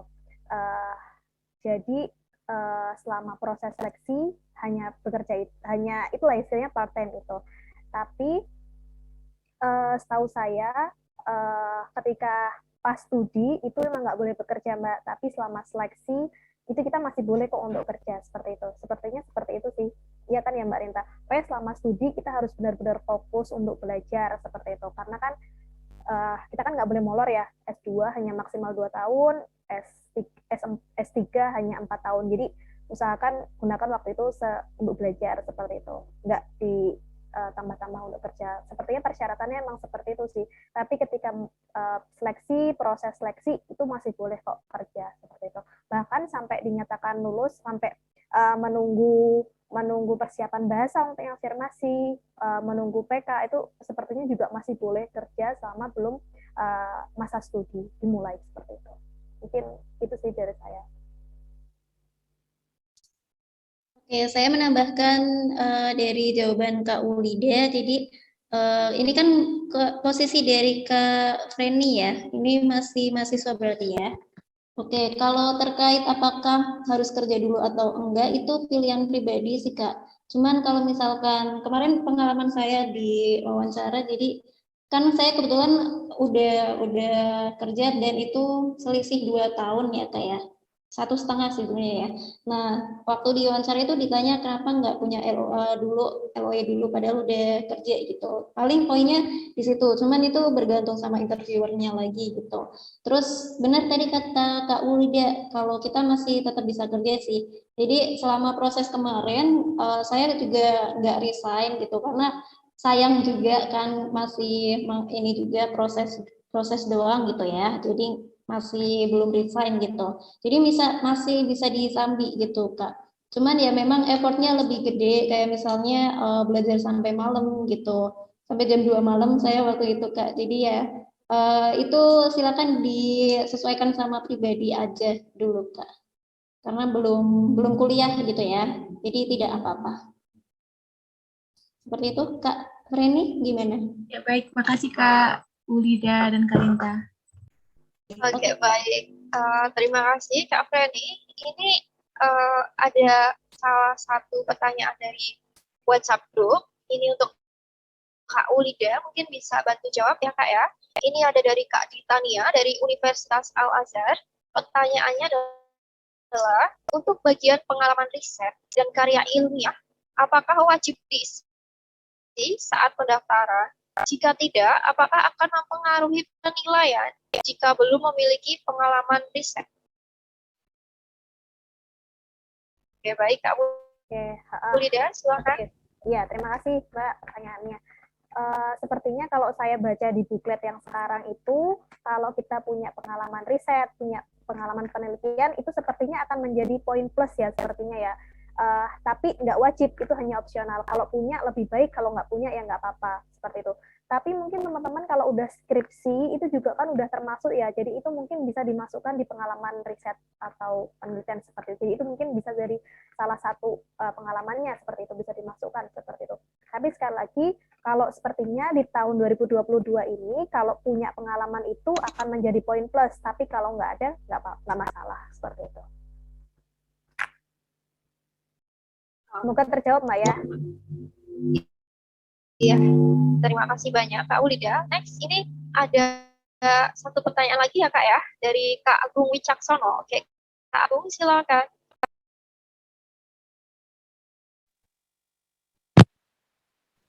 Assalamualaikum warahmatullahi wabarakatuh. Kak, suaranya bisa lebih jelas lagi. Halo, Assalamualaikum warahmatullahi wabarakatuh. Oke, waalaikumsalam warahmatullahi wabarakatuh. Oke, Kak, terima kasih sudah memberikan kesempatan.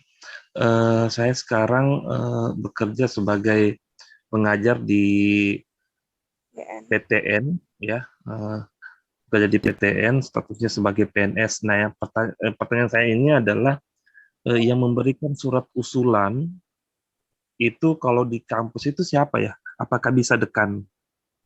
Seperti itu. Kemudian apa namanya? Yang kedua ya, perbedaan antara prestasi sama penghargaan itu isinya apa ya? Terima kasih. Terima kasih Kak Agung. Ini pertanyaan pertama terkait rekomendasi ya. Yang kedua ini perbedaan dari penghargaan dan apa tadi? Prestasi ya. Oke, baik. Silakan. Mungkin bisa dijawab. Oke, boleh mungkin dari saya dulu, nanti bisa ditambahkan Kak Ulida. Jadi untuk yang pertama terkait dengan pihak siapa yang memberikan surat tersebut, itu sebenarnya kalau dari pihak LPDP tidak memberikan regulasi secara khusus gitu ya Kak ya. Mungkin bisa yang kenal dekat dengan kakak, kenal secara profilnya gitu Kak ya. Jadi nanti di deskripsinya itu bakal banyak nilai-nilai positifnya gitu. Tapi untuk pengalaman saya sendiri, jadi waktu itu kan ada beberapa isu yang ada yang menyampaikan kalau lebih baik dengan yang dekat dengan kita, atau ada juga yang menyampaikan yang memiliki posisi yang lumayan di kampus tersebut gitu Kak. Jadi karena ada dua persepsi itu, waktu itu saya memiliki dua Bing yang memang lumayan dekat, kemudian satunya dari wakil rektor gitu. Itu kebetulan tidak terlalu dekat, tapi karena saya pengen ngekip itu aja Kak, biar aman gitu. Mungkin kalau kakak mau meniru boleh Kak gitu. Itu kalau saran dari saya. Dan ternyata nggak apa-apa kalau misalkan lebih dari satu, kalau dari kampus gitu. Terus kalau poin kedua tadi prestasi dan penghargaan. Kalau prestasi itu kebetulan karena saya waktu itu S1, saya masukin kayak semacam lomba seperti itu Kak. Dan kalau penghargaan berarti didapatkan dari entah pihak kampus atau yang lainnya seperti itu Kak. Kalau dari Kak Wida gimana? Mau menambahkan mungkin? Oke, sedikit menambahkan ya, karena kan Kak Agung ini kan daftarnya jalur PNS, TNI, Polri ya, kayak targeted ya Kak. Mungkin itu agak sedikit berbeda dengan kami yang mendaftar jalur selain itu. Jadi mungkin untuk lebih detailnya nanti siapa-siapa yang bisa memberikan surat rekomendasi, mungkin Kak Agung bisa langsung cek di websitenya, atau kalau masih bingung, Kak Agung bisa juga nanya di tiket bantuan LPDP, ataupun bisa langsung bertanya ke awardee yang emang mendaftar jalur yang sama dengan Kak Agung atau jalur targeted seperti itu untuk lebih jelasnya ya, karena kan takutnya salah beda jalur kan nanti beda persepsi seperti itu. Itu sih kalau saran saya. Semoga bisa menjawab ya Kak. Maaf karena kami juga bukan dari jalur itu, takutnya nanti kalau memberikan jawaban yang kurang pas kan nanti juga akan berdampak juga ke Kak Agung, dan kami sangat tidak mengharapkan itu terjadi seperti itu.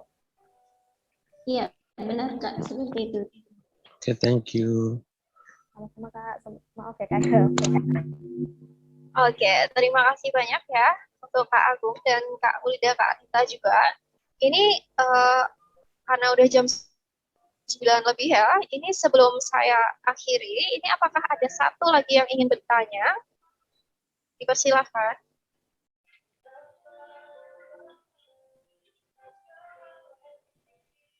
Oke, apakah ada lagi yang mau bertanya?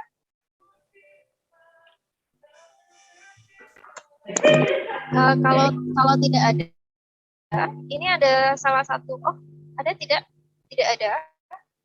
Kak mau tanya, saya belum masuk grup. Oh ya, itu tadi saya sudah share link Kak di chat. Oke, baik. Setelah ini saya share link lagi ya Kak. Ini Kak siapa? Kak Febri Rahmanto. Oke, baik. Baik, sebelum mengakhiri ini, ada satu pertanyaan lagi Kak. Gimana Kak Rinta? Ada yang mau ditambahkan? Ada yang raise hand itu. Oh, yang raise hand itu sudah tadi Kak Mujahidin Hafid tadi sudah. Oke, dia raise hand terus apa nggak capek itu tangannya? Mau tanya lagi Kak? Ya, mau tanya lagi Kak. Mau tanya lagi, oke silakan terakhir. Iya Kak, jadi gini Kak, saya kan baru lulus 2021 kemarin. Jadi ijazah saya itu belum ambil, maksudnya belum ada. Kalau misalkan kita daftar beasiswa LPDP itu bisa nggak pakai surat keterangan lulus Kak? Ya gitu aja Kak, terima kasih. Saya jawab ya Mbak ya. Kebetulan saya juga pakai itu Mas, jadi tulis jawabannya. Boleh menggunakan SKL. Transkripnya juga boleh yang transkrip terakhir ya. Kan belum ada yang official yang resminya kan transkripnya, jadi bisa pakai transkrip yang terakhir yang nilainya tertera dari semester 1 sampai semester 8 seperti itu. Untuk ijazahnya boleh digantikan dengan SKL. Semoga iya, bisa Kak. menjawab. Iya Kak, terima kasih banyak Kak.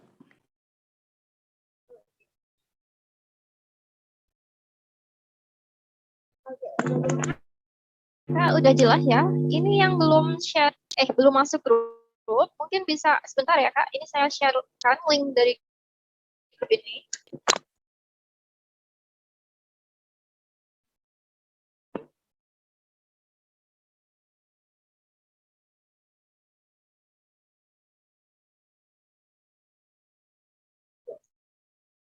Sambil menunggu, mungkin ini ada tambahan dari Kak Ulida ke Kak Tinta.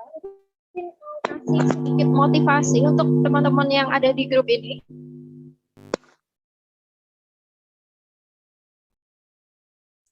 Mungkin aku sedikit nambahin ya Mbak, terutama terkait bahasa. Teman-teman, saran aku buat yang sekarang kan sepertinya tes TOEFL ITP itu banyak yang full. Alternatifnya saran aku teman-teman bisa ngambil Duolingo English Test seperti itu, karena itu jauh lebih fleksibel, biayanya jauh lebih murah, dan hasilnya juga cepat keluarnya seperti itu. Jadi nggak ada alasan lagi untuk nggak jadi daftar LPDP tahap 1 atau tahap 2 karena persyaratan bahasanya kurang seperti itu. Karena tempat tesnya full semua. Saran aku teman-teman bisa ngambil Duolingo English Test seperti itu, atau IELTS atau TOEFL IBT. Tapi karena itu kan biayanya agak lebih mahal, jadi mungkin alternatifnya bisa ngambil Duolingo English Test, karena kan diterima juga oleh LPDP, terutama buat teman-teman yang luar negeri, tujuan luar negeri. Itu sih saran aku sih. Jadi biar nggak ada alasan nggak daftar gitu loh Mbak, maksudnya. Terus untuk latihannya juga Duolingo English Test juga menyediakan tempat praktisnya, teman-teman bisa latihan di websitenya dan itu gratis kok, nggak ada pungutan biaya sama sekali. Jadi yang untuk belajar dari situ aja. Oke, oh iya sebentar Kak, ini ada pertanyaan juga. Untuk yang Duolingo itu, apakah dia hanya untuk apa jalur tertentu saja atau bisa dipakai juga untuk reguler? Nah, kalau reguler memang belum bisa reguler, hanya bisa untuk afirmasi seperti itu, afirmasi apapun itu ya kategorinya. Dan kalau afirmasi dan Duolingo English Test juga bisa di luar negeri. Jadi teman-teman yang ingin mendaftar luar negeri bisa nih menggunakan Duolingo untuk daftar LPDP sekalian dipakai untuk kampusnya. Tapi kalau teman-teman yang daftar dalam negeri, Duolingo hanya bisa untuk mendaftar LPDP saja. Tapi kan nanti teman-teman akan dapat pengayaan bahasa, pelatihan bahasa yang jalur afirmasi. Jadi kan nanti teman-teman akan dilatih untuk belajar TOEFL di situ, di drill sama LPDP untuk belajar TOEFL. Jadi kan nggak ada kata nggak bisa lagi untuk TOEFL ITP seperti itu untuk yang dalam negeri. Tapi kalau yang luar negeri, teman-teman bisa mendaftar kampus menggunakan Duolingo English Test asal kampus tersebut bermitra dengan Duolingo seperti itu.